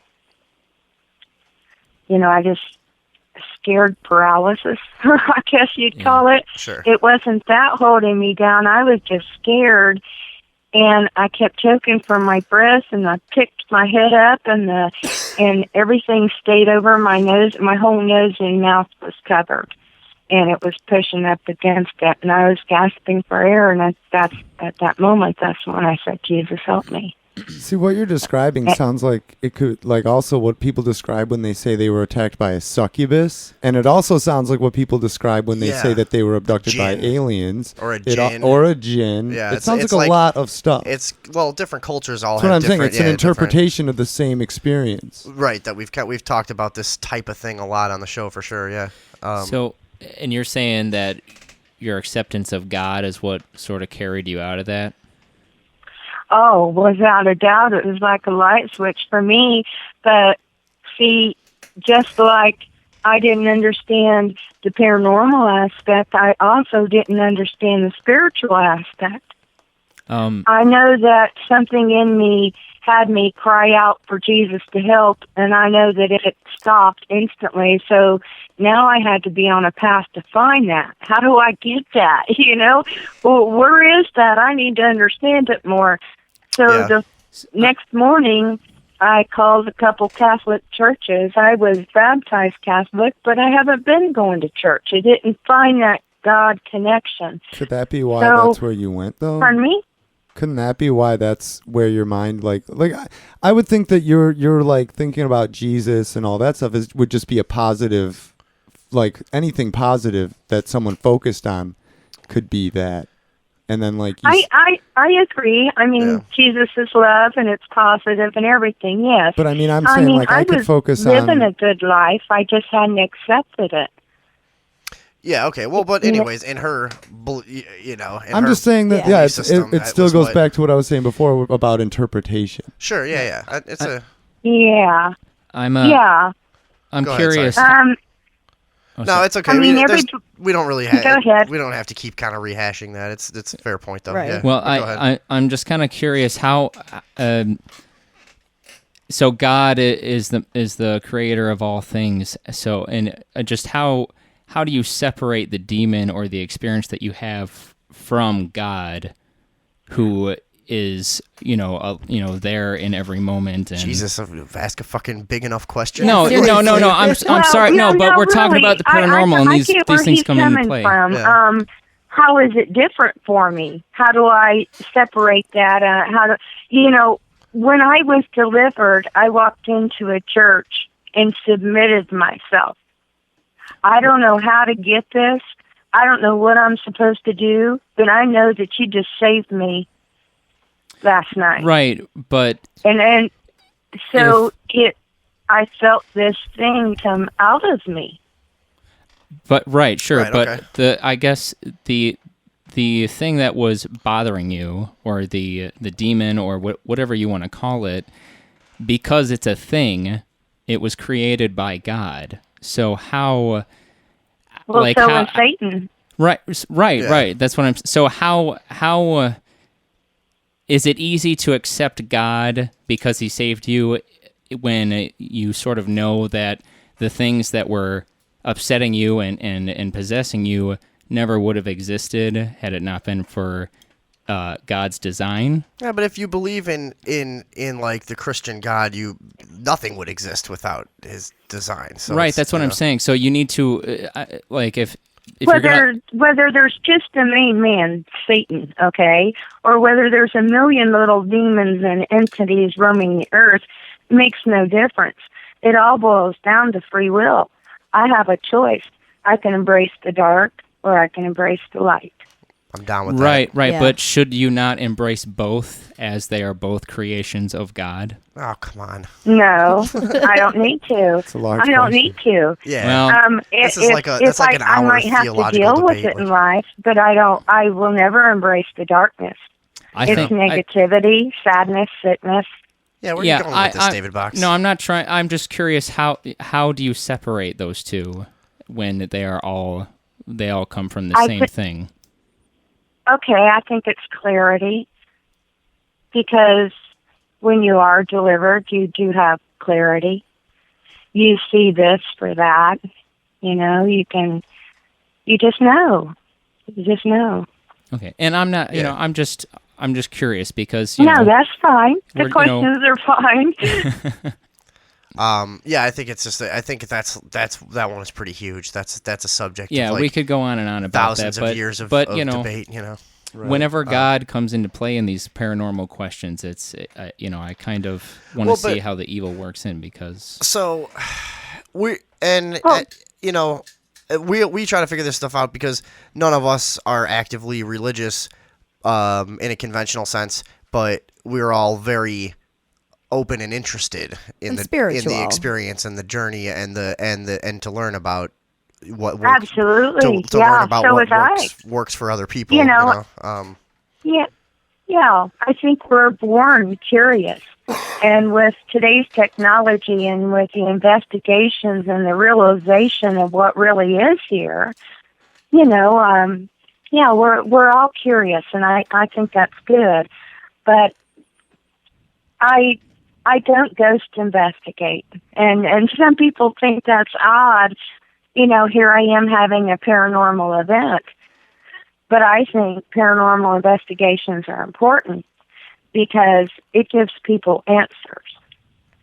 And people collect evidence, and then they share it, and then they talk. And, you know, last year the event wasn't very big, but that's what I liked about it. Everybody kind of just shared information and got to know each other. And, you know, if somebody comes up to me and says, man, now I know why I came here. It was to talk to her because she gave me some good information. Yeah. And to me, that's what it's all about. Well, it sounds And like you do it as like a calling, you know. That's what it sounds like to me, at least. Yeah. That it's kind of just become your passion, right? Well, that, and I like to have a good time. How about you? Well, yeah. This is an awesome location. We've got a catering food truck, 12-foot inflatable TV, a gazebo bar, Ooh. you know, a now you DJ might have us Friday night, interested, a yeah. dance a bar where you Saturday get a night. gazebo. You know, you're going to walk around and mingle with all these guests the whole time you're there. It's not like you walk by their table, say hi, buy an 8x10 and move on. No, you can hang out with them all day long. Sure. So it's a Who wouldn't different want to? kind of event. But, you know, if I was throwing a party here at home, and I used to throw a few, I think this is what everybody would enjoy. And so that's what the event's all about, too. This is Spiceland, Indiana. How far from Chicago? Oh, I'm going to say 5 hours off the top of my head. Yeah, so It's zip about on down to 45 Spiceland for a minutes. quick Pardon me? convention. No, I was just saying, so all our fans can zip on down to Spiceland, a quick 5-hour drive. You'll be right there. But we do, we've had a lot of the Indiana investigators on, so there could be some Indiana people listening. Yeah. Well, So- absolutely. Well, I have guests coming from Maryland and Texas, you know, so Cool. what's a little drive down from Chicago? The room rates are $71.60 off the top of my head a night. You spend the night, come the next day, and hang out again. The Geyer Opera House is 8 miles away, and that is an active place. Cool. Like I said, I don't investigate, but I do walkthroughs, and I walked through this place before I added it to the event. I'm sitting there in the theater with two other people, one on each side. We're having little rocks thrown at us in the theater. We're the only ones in there. That's funny. That's such a really common paranormal experience, is to have like pebbles thrown on you. I've had that happen to me in a cemetery, in Bachelor's Grove Cemetery. We were literally holding our hands out and catching them and going, what are these rocks? You know, Wow. we're looking at, Wow. we're looking at each other. We're like, where are these coming from? And then we look online. This was way back. I was in high school, so it wasn't really, the internet wasn't really together yet, you know, but it was in the beginning. And a few years later, we looked online and saw that was like a thing that people reported a lot, you know, like, wow, that's fallen rocks. Strange thing. I thought it was weird because it has those old-fashioned ceilings, and I'm like, okay, maybe we're just getting bumps off the ceiling. Right. But it's a second story. There's no windows, no air, nothing. You know how you go try to debunk it, and I couldn't. But sure enough, you hear that ting, ting, ting, ting across the wooden floor right in front of us. So yeah, very strange. It's all go right. ahead. No, I was just saying that's very, very strange stuff. The falling rock phenomenon.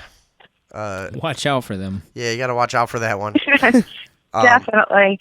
So Well, we've it's got Rick Wade. We have an investigation Friday night, and Dave Spinks is going to be doing video during the investigation, and he'll post that on YouTube. We've got Christina Rake is going to stay for the investigation. Christopher St. Booth is going to stop by. And then the next day at the Geyer, Rick Wade's having a workshop where he's going to be doing past life readings, talk about remote viewing, sweet. testing on people to see if they have abilities. I love a good remote viewing story. Pardon me? I love a good remote viewing story. I've been really into that for a long time. Was that Uri Geller that Edgar Casey, sorry. Not Uri Geller. Uri Geller's like the scam artist. Just the development of remote viewing, the amount of time and energy and money that the government put into it is insane. There's real legitimacy to that. That's pretty cool. Yeah, it is very interesting. I've never been around Rick when he's done this, but he seems to be incredible. And will he do a demonstration? So, pardon me? Is he going to do a demonstration? Yes, he's doing an actual workshop. Wow. On the web, I don't have it in front of me because of cool. storms have knocked my internet out again. But it's listed on the website when you go to Geyer, everything he'll be doing, and it's going to be really interesting. Cool. And he'll be testing people to see if they have abilities. And there's some talks about another workshop being added. But we haven't finalized that, and that'll be with two other guests that are at the event. People will want to look out for that one. It'll be interesting. So we've got a lot going on. I mean, it's like 2 days of just having fun. And Montgomery's is going to put a big commercial smoker out there and have that going, and I'm already hungry for that.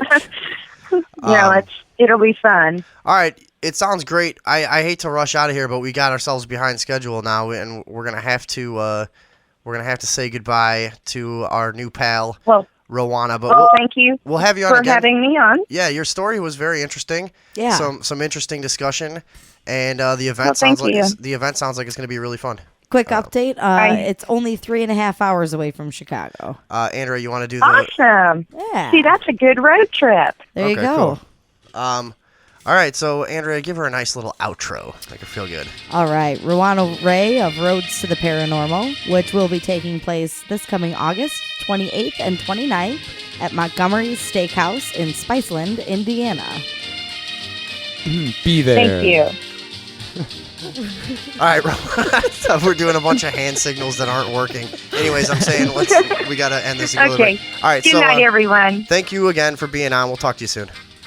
Thank you. Okay, goodbye now. And there goes Mrs. That was fun. Mrs. Rowana. I wasn't trying to be mean about the guy. hang up. Neither was I. My hang-up thing was delayed. Yeah. I tried to do that right when she hung up. Uh-oh. I just wanted to hear more specifics. She was originally just being very like covering a spectrum of like here's what can be. I just wanted an example. But we like to get gritty. Yeah. Nitty gritty. Yeah. I want to know what the demons are doing to you, baby. Yeah. Down and dirty. Find all of that out. Damn. Where the meat is. We'll be right back. we'll be right back to finish the show up. Thanks again to Rowana, David Box, Matt Gear in studio. Alan's going to be hanging out with us, who's starting his new show on the Overdose Talk Network, The Geek for All Show, coming this Tuesday. We'll be doing the first episode right out of this studio. I'll be producing it. They're going to talk about a bunch of shit I don't give a fuck about or enjoy whatsoever. So we'll be back in a few minutes. And we're back on the I just realized I haven't used a chaos pad in like 3 weeks. Why not? I don't know. It's so convenient for doing things with. And I just haven't been using it. What is with this nerd thing, anyways? Which nerd thing? It's like Alan's doing this show coming up, and he's going to be doing it here. He's going to be part of our network, the Overdose Talk Network, as we're going to be calling it. And he's calling it like a what? A nerd show? Yeah. I guess nerd show is just the best way to describe it. Nerd talk show. Nerd free for all. The name of the show is the Geek for All. Yeah, but didn't And, like a nerd when you like to be a nerd?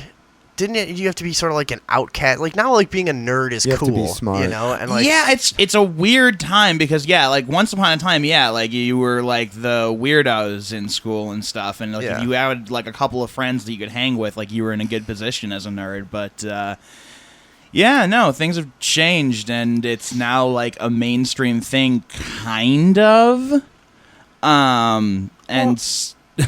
I'll bet we have the internet to thank for that. In a big way. I feel sure. like there's Tumblr. you guys all fucking connected and got too much confidence, Yeah. you know.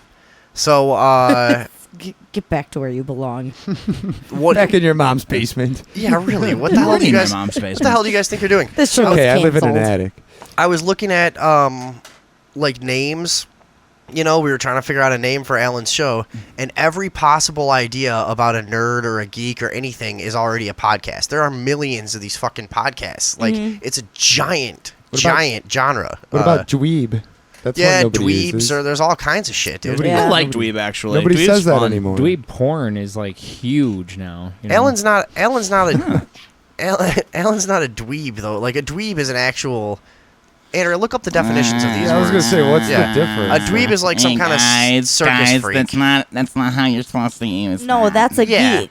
No, a dweeb geek, is like dweeb, nerd, these are yeah, all- Alan's right. A dweeb is like a guy who like is really anal about like following rules and stuff, and he's just a fucking irritating little cunt about everything. That's a dweeb. Yeah, he's the kid your parents made you hang out with. Are Yeah. there official Yeah, Their definitions? family ate the weird nerd like, is fish just and like- chips casserole. Right, yeah. A nerd is just like somebody who's into certain things at this point. You're just into fucking dumbass shit that nobody should like. So you're a nerd. You know, you like dumbass shit that nobody. I don't should know. like. I Don't like you that. play Dungeons and Dragons? I do play Dungeons and Dragons. Dick.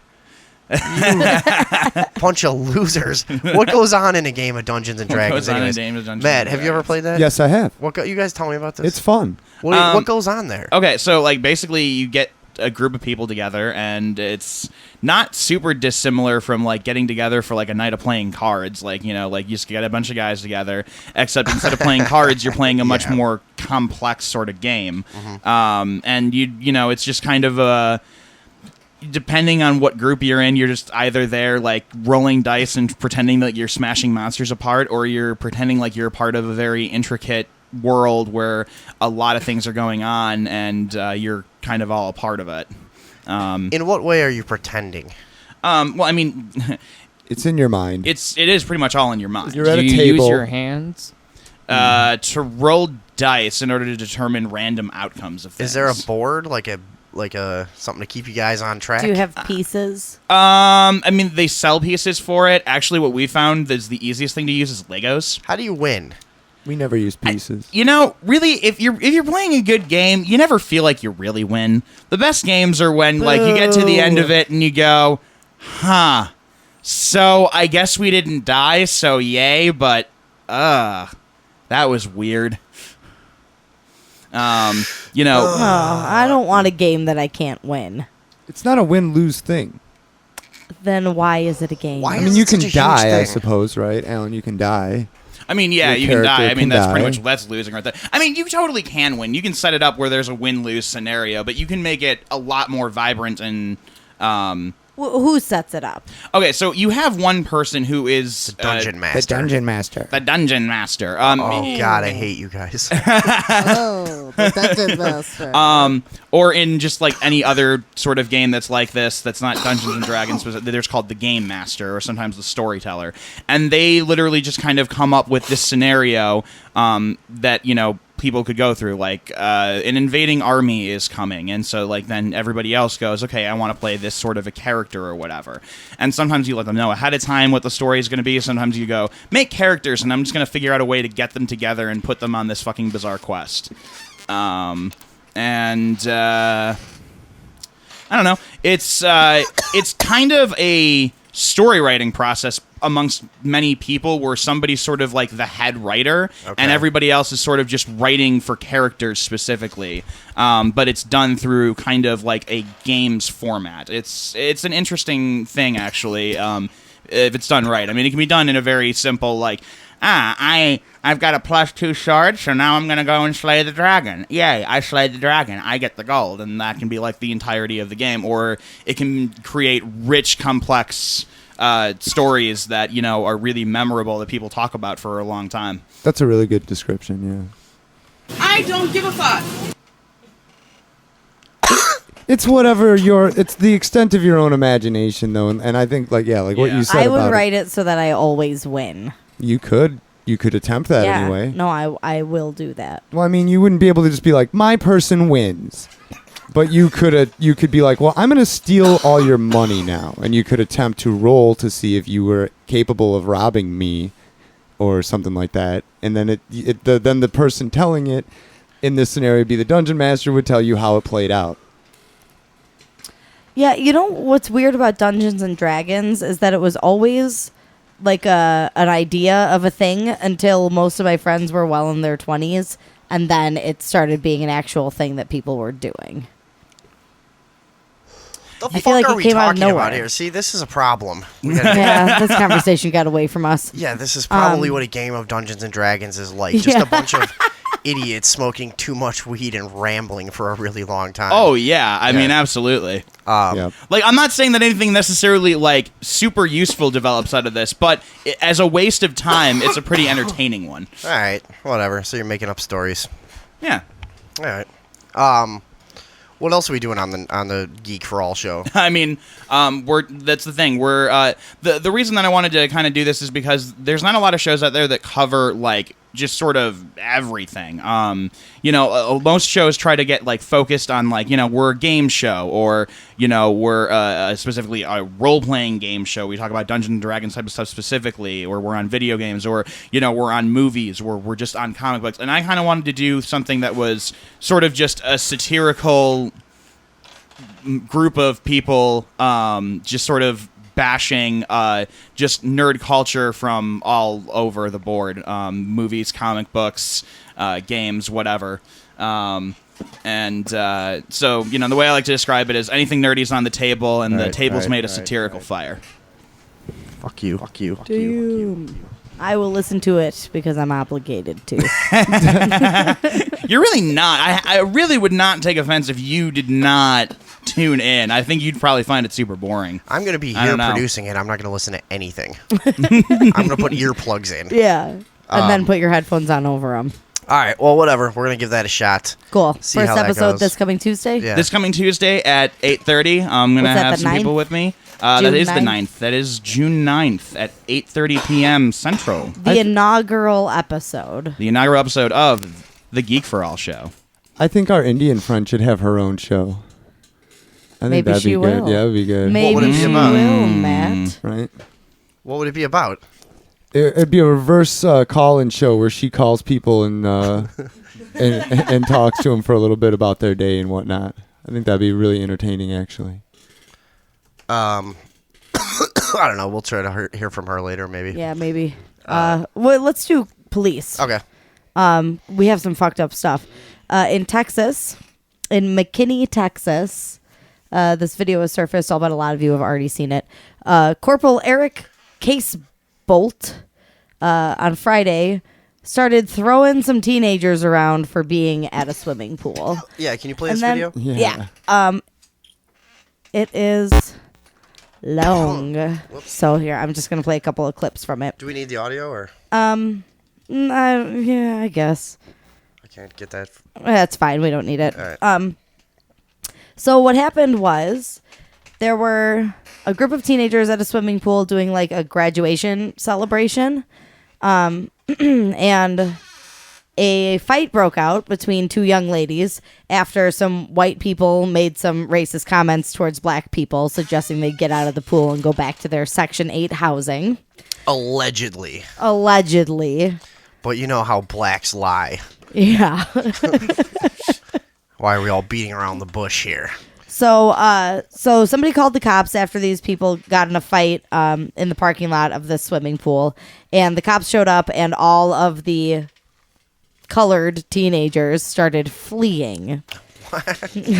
So then the cops Why is it started so easy for this show to turn racist? It's just chasing like everybody down. Well, the because flood walls. it wasn't black. It was black people, Mexican people, Middle Eastern, and those were the only people who were apprehended. Now, the kid who shot this video was a 15-year-old white kid, and he said the cops never even looked at me. It was like I was invisible. And meanwhile, they are doing things like throwing some of these 14 and 15-year-olds to the ground. Yeah, this video is ridiculous. The one he grabs the one like I don't know, 16, 17-year-old black girl. She probably weighs Well, the video starts 120 pounds soaking wet, which she was actually because she just came out of a pool. This video starts. But oh dude, yeah, the video starts in the best way. They start like there's cops running down the street. All right, everybody watch this. There's the cops running down the street, and they run past the guy with the camera, and he just trips and falls the like a fuck? dumb fat kid getting chased by a bully. No. Yeah. So what they had done is they rounded up as many people as they could who were There was a acting fight suspiciously. at a swimming pool. That's all it was. Yeah. There was two women fighting, and Yeah. it got broken up. There's video of the actual fight. We saw it. Yeah. The fight got broken up really quickly by people that were just standing there. You know, they dragged each other apart, or dragged the people apart. Older white woman, younger black girl, I think, going at it. Right, And, yeah. And yeah, then the cops show up.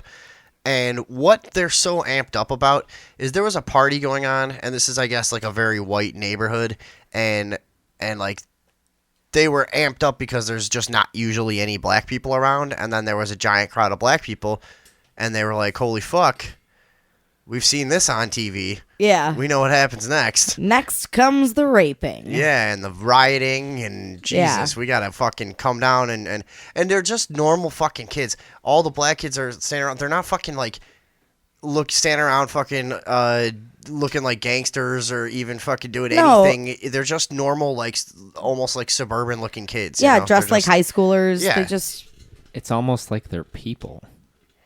Yeah. All right, No, let's but not I get mean- ahead of ourselves here. I Come mean, on it's now. not like they could go like, oh, it's like a rap concert and everybody's fucking, they're fitting the profiles of criminals. These are just like middle class looking, fucking regular looking kids. They're just kids.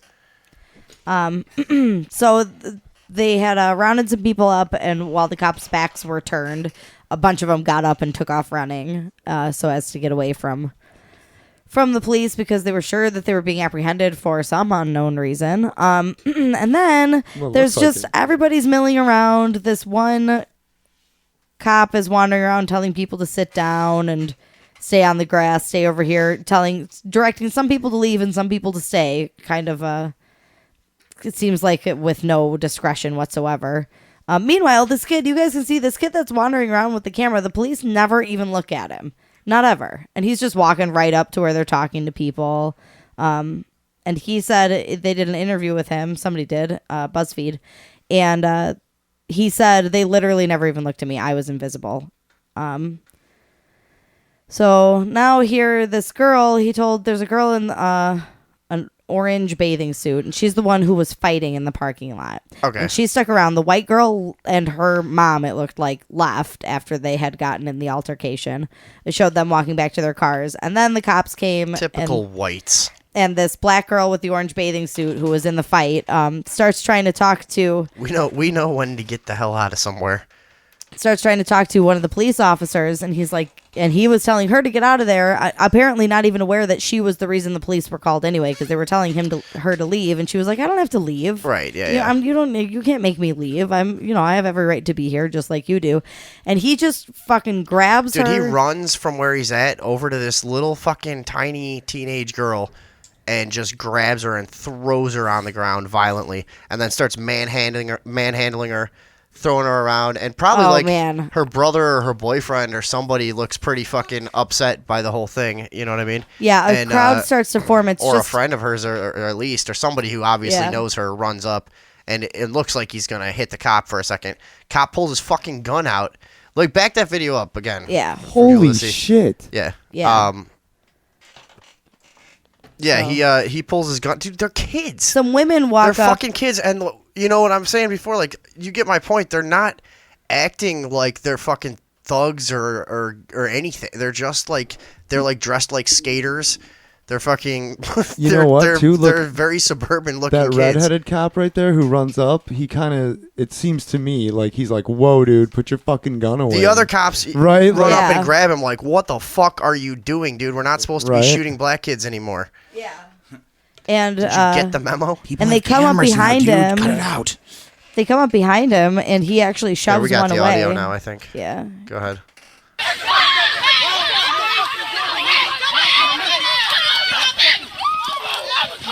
Yeah, that's the moment where he pulls his gun out, and the other cops are like, "Stop it, dude! Don't do that." Yeah. Now look, she's sitting on the ground, not a threat to anyone or doing anything. And He she grabs said, her- "I want my mama." That's literally what He's she grabbing said. her by her arm, throwing her around. Listen. God damn. So this is your police hard at work here. Yeah. Who's this fat fuck in the fucking polo shirt and jean shorts? Where's jean shorts? Oh God!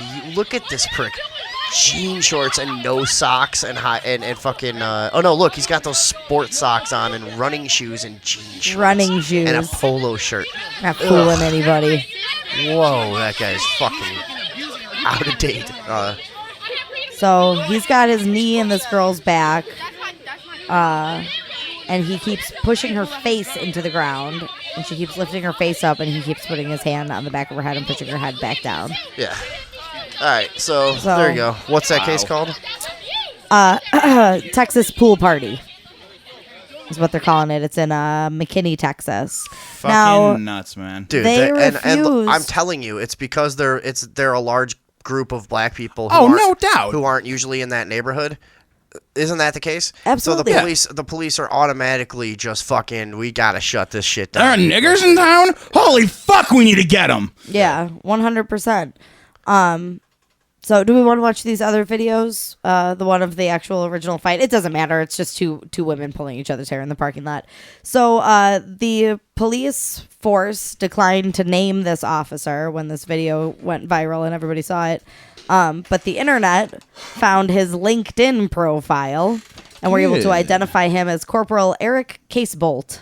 And that was before he removed his LinkedIn profile on Sunday when this video blew up. Somebody found him like right away. Eric Casebolt, you are a fucking psychopath. Yeah, that's psychotic. So he has been put on paid administrative Look how scared leave. he is, dude. Look, I mean, do you think he would ever do that to a group of like white kids from that town who were No way. dressed the same way, acting the exact same way? I'd like to see him do that to any group of any people anywhere without his gun and his badge. Yeah, exactly.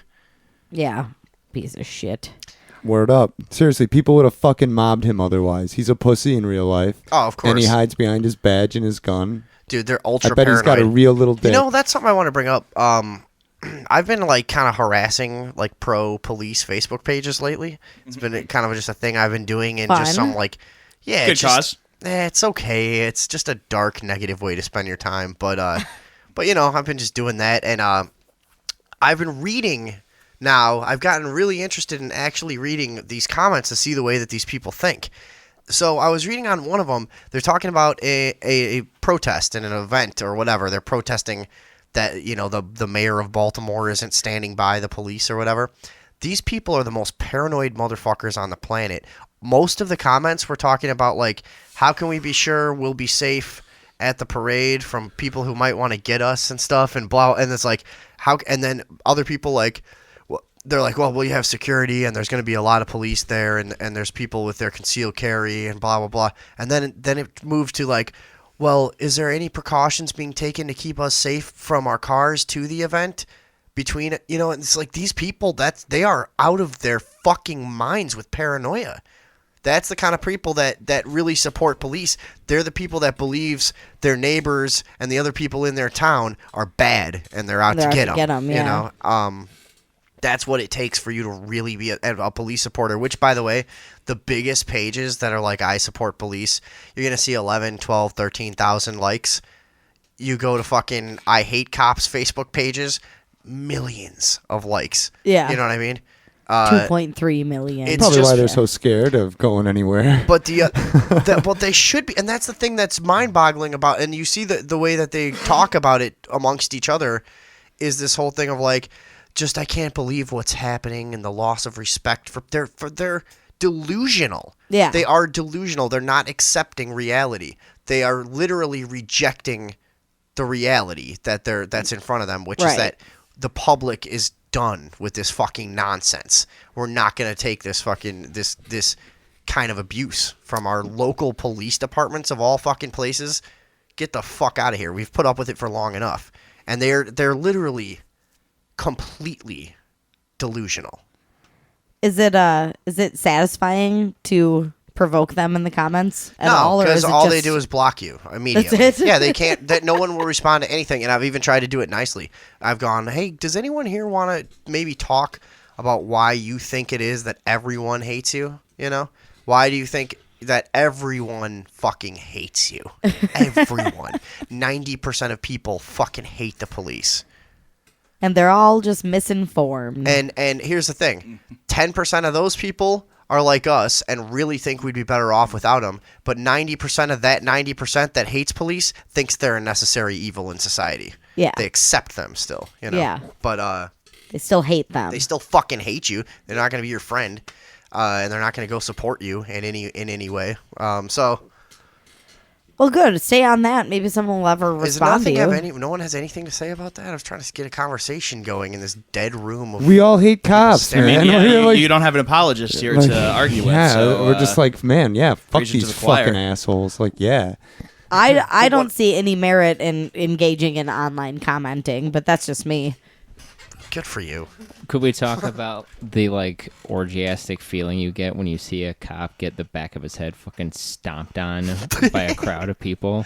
Could we just like YouTube some cops getting like mobbed by people and kicked in the teeth? that sounds healthy. I'll Let's work do on that. that. Yeah, that I'd like Because that would feel pretty good right now. Because Alright. I'm just angry and I don't want to talk, but if I had something nice to look at.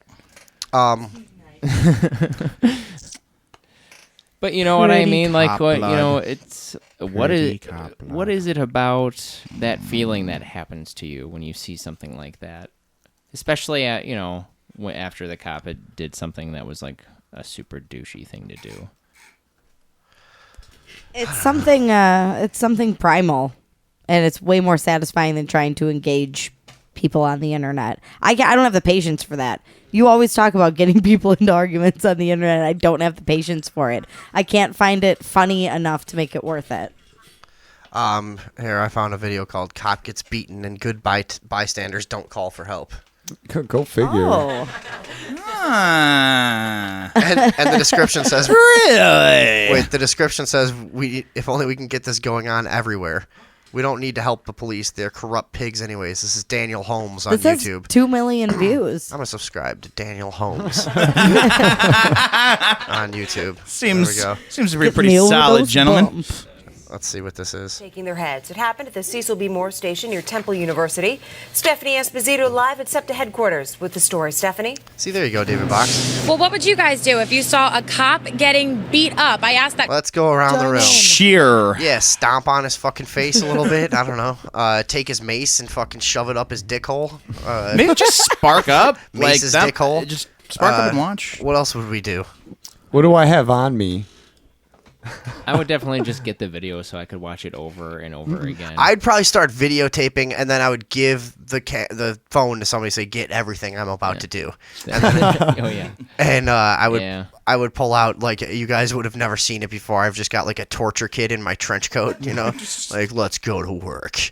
You have a trench coat? It's time. I'm wearing a trench coat in this story. Yeah, I was imagining you.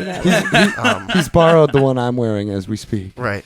Questions to lots of people on the street today. Most of them said that they would pick up their phone and call 911. I couldn't get anyone to admit to me that they would take out their phone to record the fight, but SEPTA police tell me that that is exactly what happened, not once, but twice last week. Yay! And I was horrified, you know. I mean, She had a strange cocoa complexion.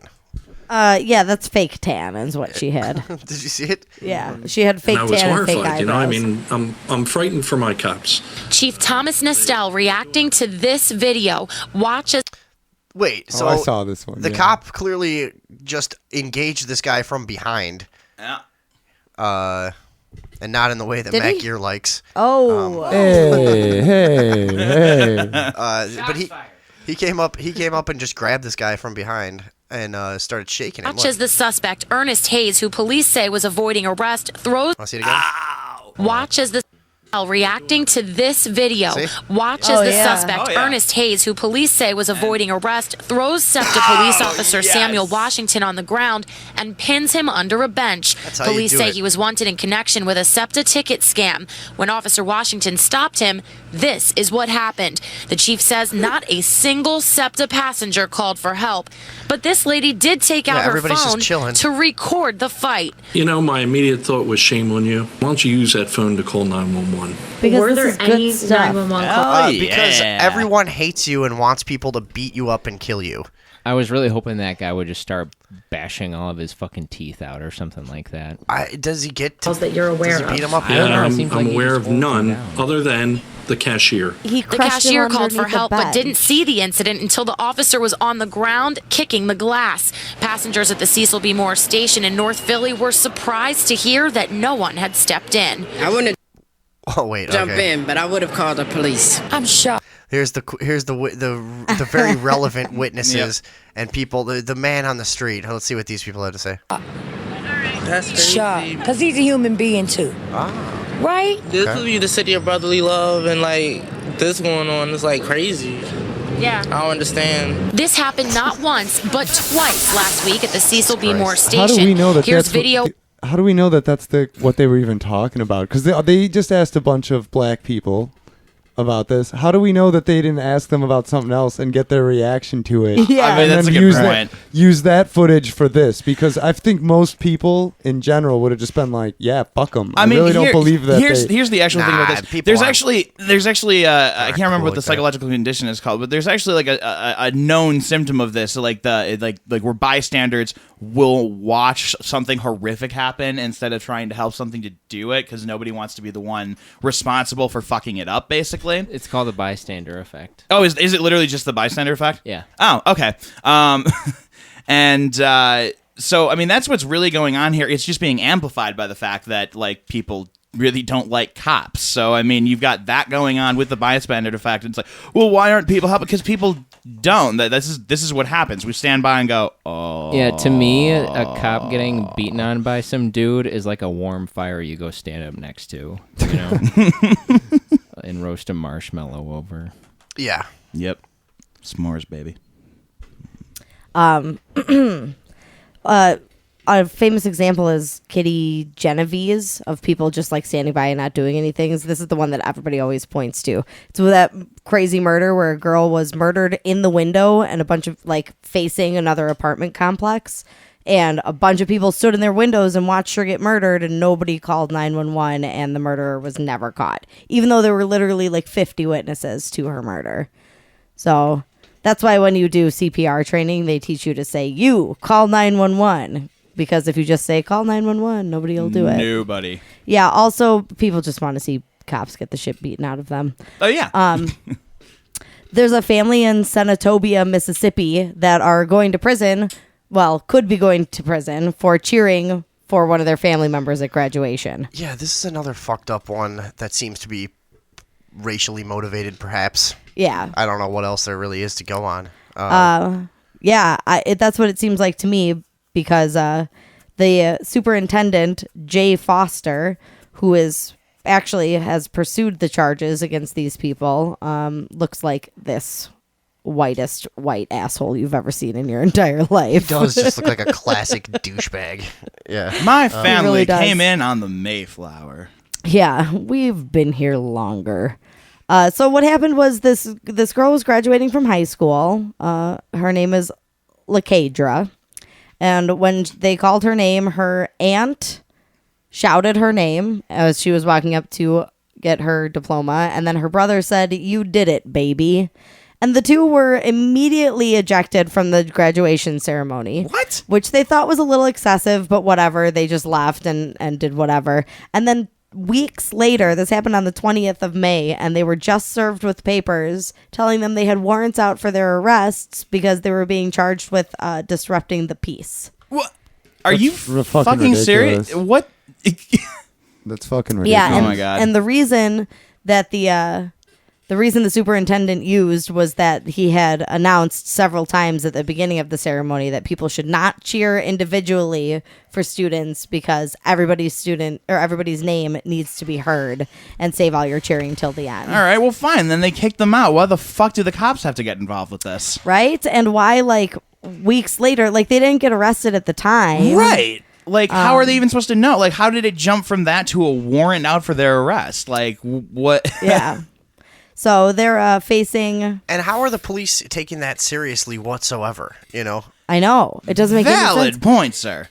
It doesn't make any sense. You know, Go ahead. I was just going to say, honestly, as much as I hate judges, I think even the most uptight asshole of a judge is just going to be like, are you seriously fucking wasting my time with this? This probably won't make it. Hopefully, Yeah. yeah. I mean, that's definitely the hope. I would hope so. Here's a cop getting body slammed. And I haven't heard the audio to this, but it looks like a bunch of people get really, really excited after it happens. So let's check this out.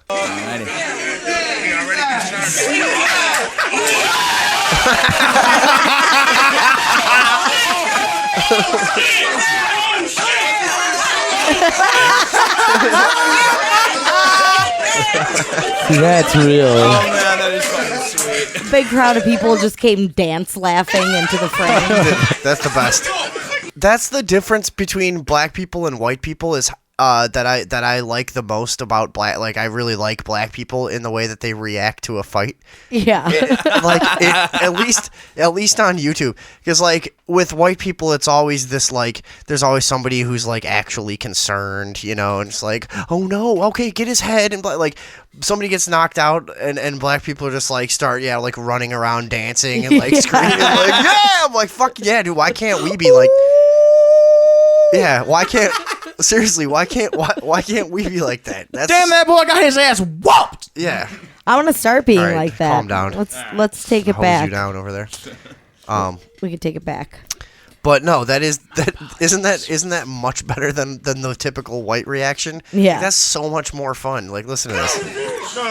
Here, a cop about to get body slammed. Man, beat his ass, dog.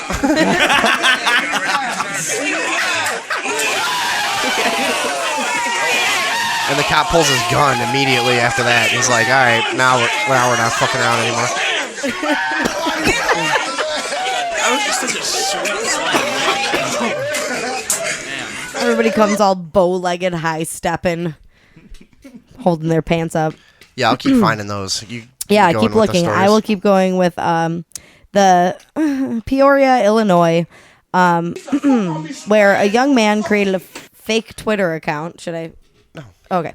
A young man created a fake Twitter account called Peoria Mayor, which was a satirical... Oh, dude, this is fucking awesome. Yeah. All right, this guy started his Twitter account called Peoria Mayor, and then just started tweeting that. And he never really like said the guy's name, right? He kept it. No. He kept it like just clearly satirical. Right. And he just started tweeting about like having gay orgies and doing and doing Drug drugs and shit. binges, yeah. It's so fucking funny. Yeah. Go follow at Peoria Mayor. Is he still up? I only saw the screenshots because I never used Twitter. But I actually don't know. I didn't check if it's probably not, because here's what happened. The real mayor, Jim Ardis, got so mad that he had a SWAT team dispatched to John Daniels' house, who was the administrator of the Peoria mayor. Good use of our law enforcement. Yeah. Wow. So this kid got swatted by a real life SWAT team. They came in the house. What in the world? They came in the house and searched everything and found marijuana and charged one of his roommates with marijuana possession. And then there you go, David Box. Look at this one.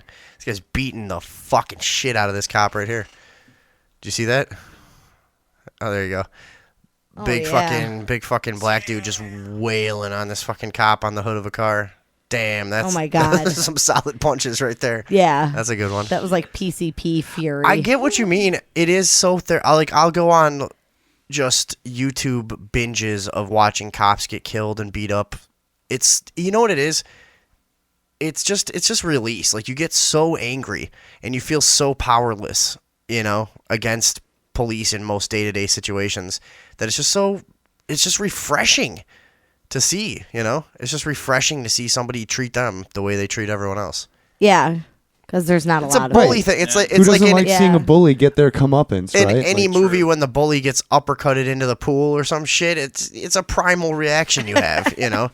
Yeah. Anyway, back to the SWAT story. So these kids got arrested.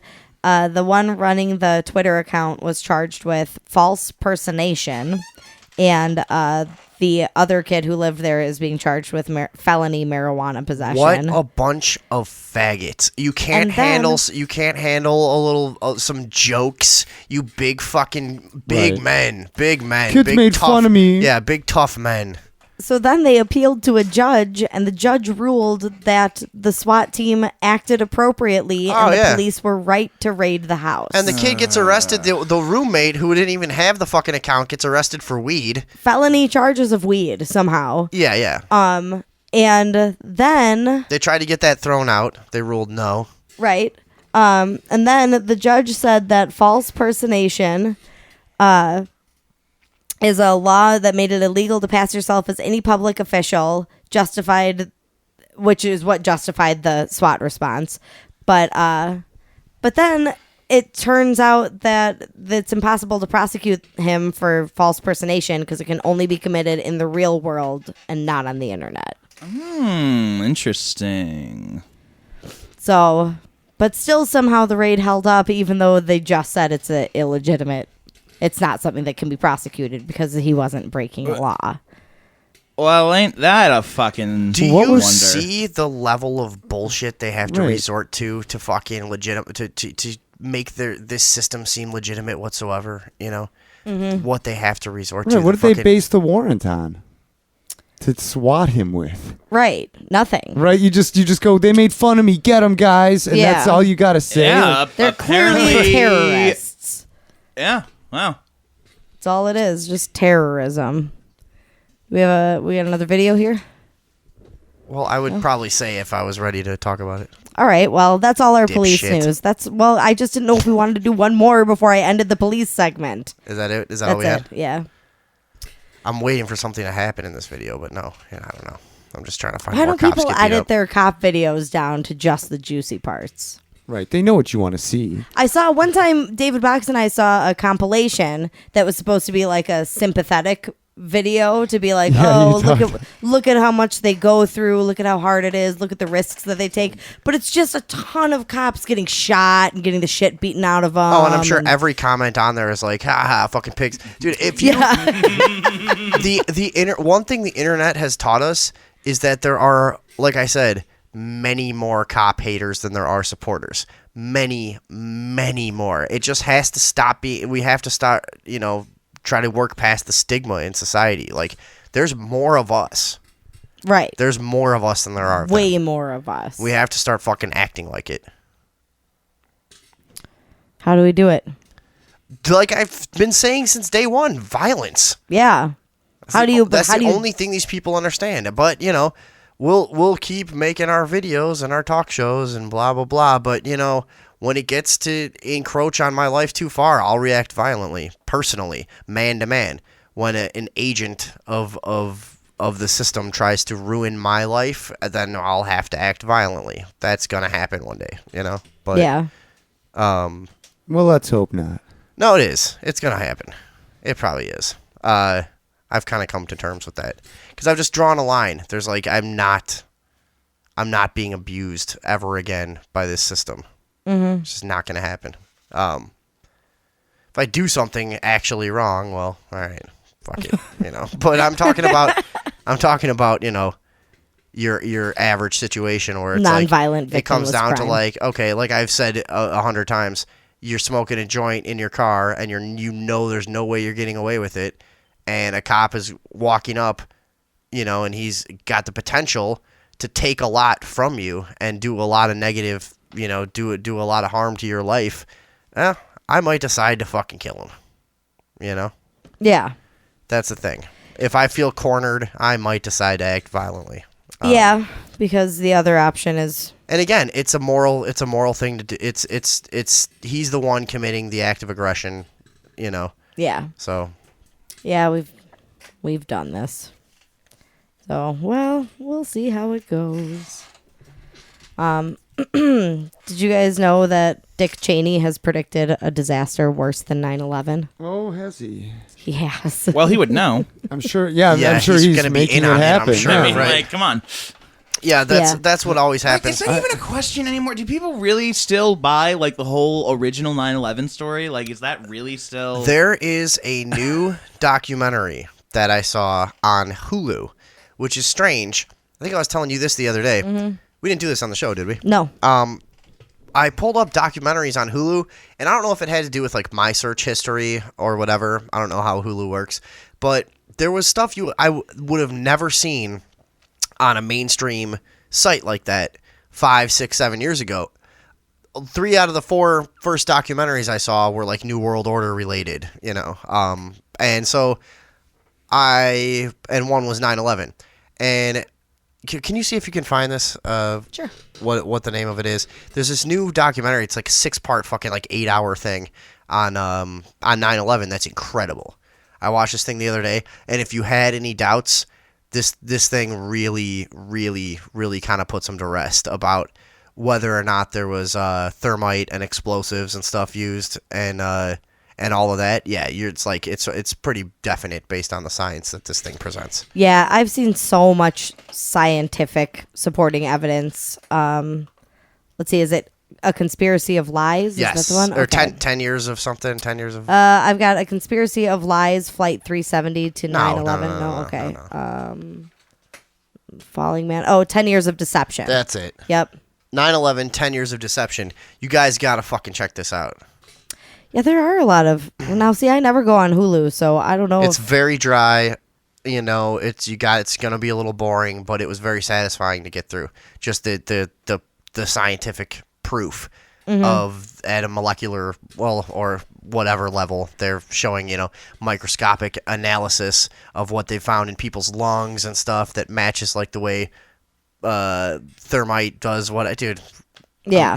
It's one of these things that you have to really focus on, and you're not a scientist, so some of it is just kind of what you understand at the time and take away from it. But yeah, it's very, very convincing new documentary. I really like learning about... There's a group, Architects and Engineers for 9/11 Truth, I think they're called. Yeah. And they just explain from just an engineering level. They're over 2,000 strong now. Yeah, it's Yeah. awesome. They actually purchased an And ad. those are not fucking stoners in their parents' basement like people, the cliche, oh, Right. no, you conspiracy theory. These are people putting their reputations on the line. Yeah. Who make a good living, They purchased ad space in Times Square on 9/11 last year to run an ad for their Truth, which was in display in New York on 9/11, which is, you have to be a big organization to get one of those screens in Times Square. You know, Oh, they don't give yeah. those to anybody. Big time. Big time. Total big time. So, yeah, I don't know. I honestly don't know anybody in real life that believes the official story anymore. So anyway, so what Dick Cheney did was he basically said Rand Paul was wrong to criticize the NSA, was wrong to force provisions of the Patriot Act to expire, and that he... Well, Dick Cheney's really got his finger on the pulse of American society. Oh, yeah. He's out there among the commoners, really kind of having a very well-rounded understanding of what Americans Listen, want. you motherfuckers, I know what these goddamn simpletons want. He's an evil genius. Let's see. He says, I'm fearful that we've gotten far enough away now after 14 years, far enough away from 9/11, that too many people out there have forgotten what happened and what it's like when it does happen. This is the danger that next time they'll have something deadlier than airline tickets and box cutters when they launch an He's like, attack. and I'm going to show you what's going to happen. Yeah, and this is the code. You wait, you'll Dude, see. This is the code that they talk in. You know, Mhm. hey, look, they're not fucking bending over as far as we need them to. Maybe we'll need another little convincing event to take place. It's fucking... Yeah. It's the same thing. Did you find other examples of when... I couldn't find very much. I did find somebody made a really great compilation. I'm going to post this on the page. I don't think it's worth going through. I just know that I've heard other times where some public official will go, well, you know, nobody's going to give up their guns until there's a giant school shooting of kindergartners, and then Right. Sandy Hook happens. You Exactly. know? And it's like, That's what I was about to say. Somebody Yeah. put together a list of, since Obama has been president, how we've been conditioned to expect school shootings. And they have increased as well. And it has been outlined very clearly that it'll be used as a way to take our guns. And I'm just going to post the link. It's a ton of information that this person has put together. But you guys can check it out. If you want to find that, that's truthernews.wordpress.com. This crusader has compiled a great deal of information. But what if you don't have kids and they're like, oh, but we got to protect the children so your kids could get your gun? And you're like, well, I don't have kids. Like, what are they going to do then? How are they going to get your gun then? Yeah. They'll find a way. Right. The neighbor's kids might come in and play with your gun. No, they're not. I don't let You the have neighbor. a beer in your fridge, you must have an alcohol problem. You Right. can't have a gun. yeah. You're in a gang, which means you're a terrorist. You can't have a gun. Yeah, Jesus, they are really just painting us into a tiny little corner. Yeah. With all this stuff encroaching at once, yeah. Yep. Holy fuck. Say the right things and don't resist. Say the right things and don't resist. Oh. That was creepy.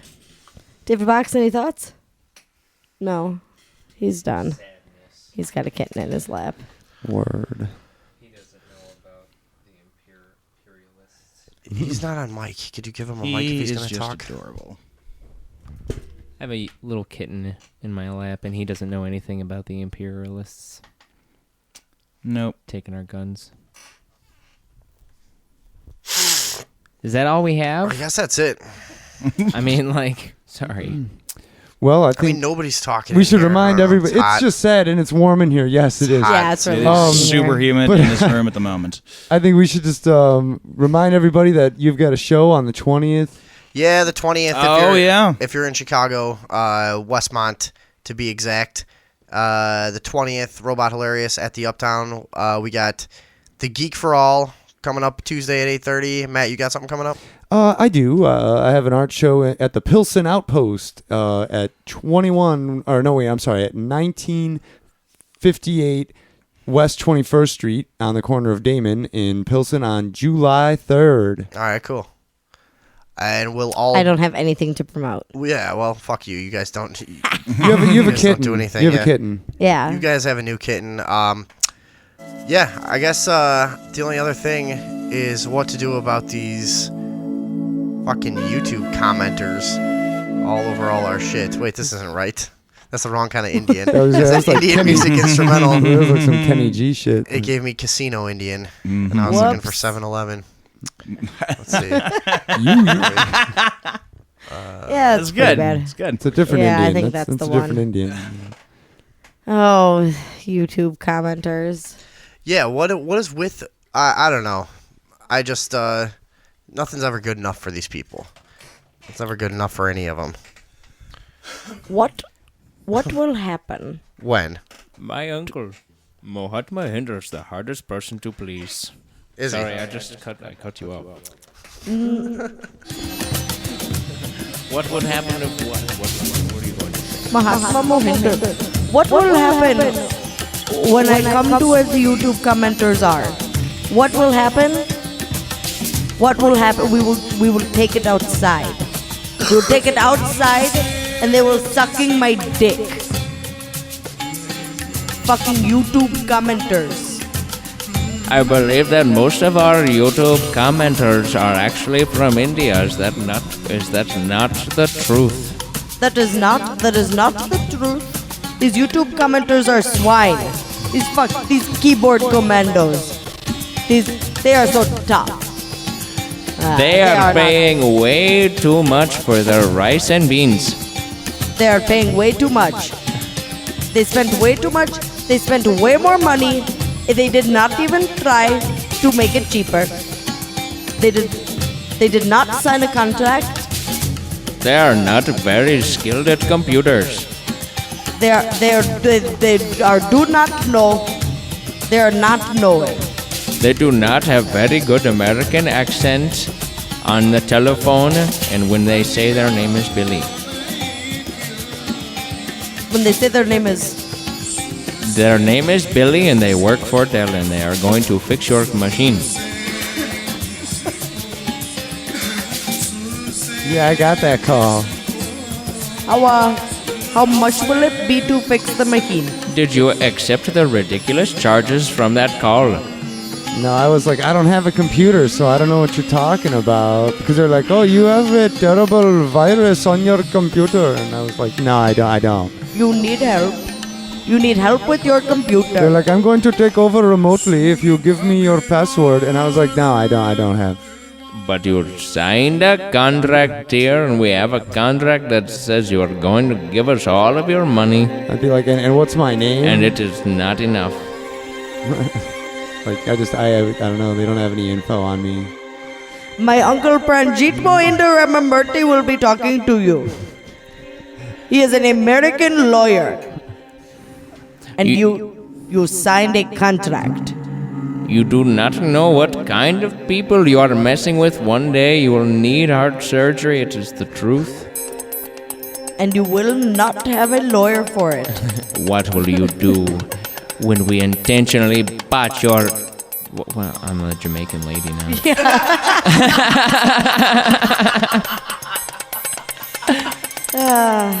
All right. They're going to intentionally botch your heart surgery, your bypass surgery. It feels like fucking India in here, doesn't it? Yeah, we have to stop this. Oh, you do not like the radio show inside of this wet box. Fucking right, it's hot and humid in here. I will not have you talking that way about the Indian air. Centaurs fucking playing in my headphones. Fucking high on wax. All right, I'm done being an Indian lady. We are sitting in the presence of a very cute kitty. The kitty is a very cute kitty. It's an Indian kitty. All right, I'm done too. All right, well, that was the show. I'm an echo. Yep. Everybody listen to Alan on Yes, Tuesday. listen to Alan's show. Tuesday the 9th, 8:30 p.m. The Geek for All. Like him on Facebook. Find you on Tumblr, Instagram. You got it all set up, right? Twitter as well for anybody who might possibly use Twitter, which is no. And anybody on Tumblr, if anybody, ever goes on Tumblr, if you're not already following Velvet Sword, I suggest you start. Velvet Sword at tumblr.com. All right, well, thanks for listening. No, we don't mean it. Fuck you.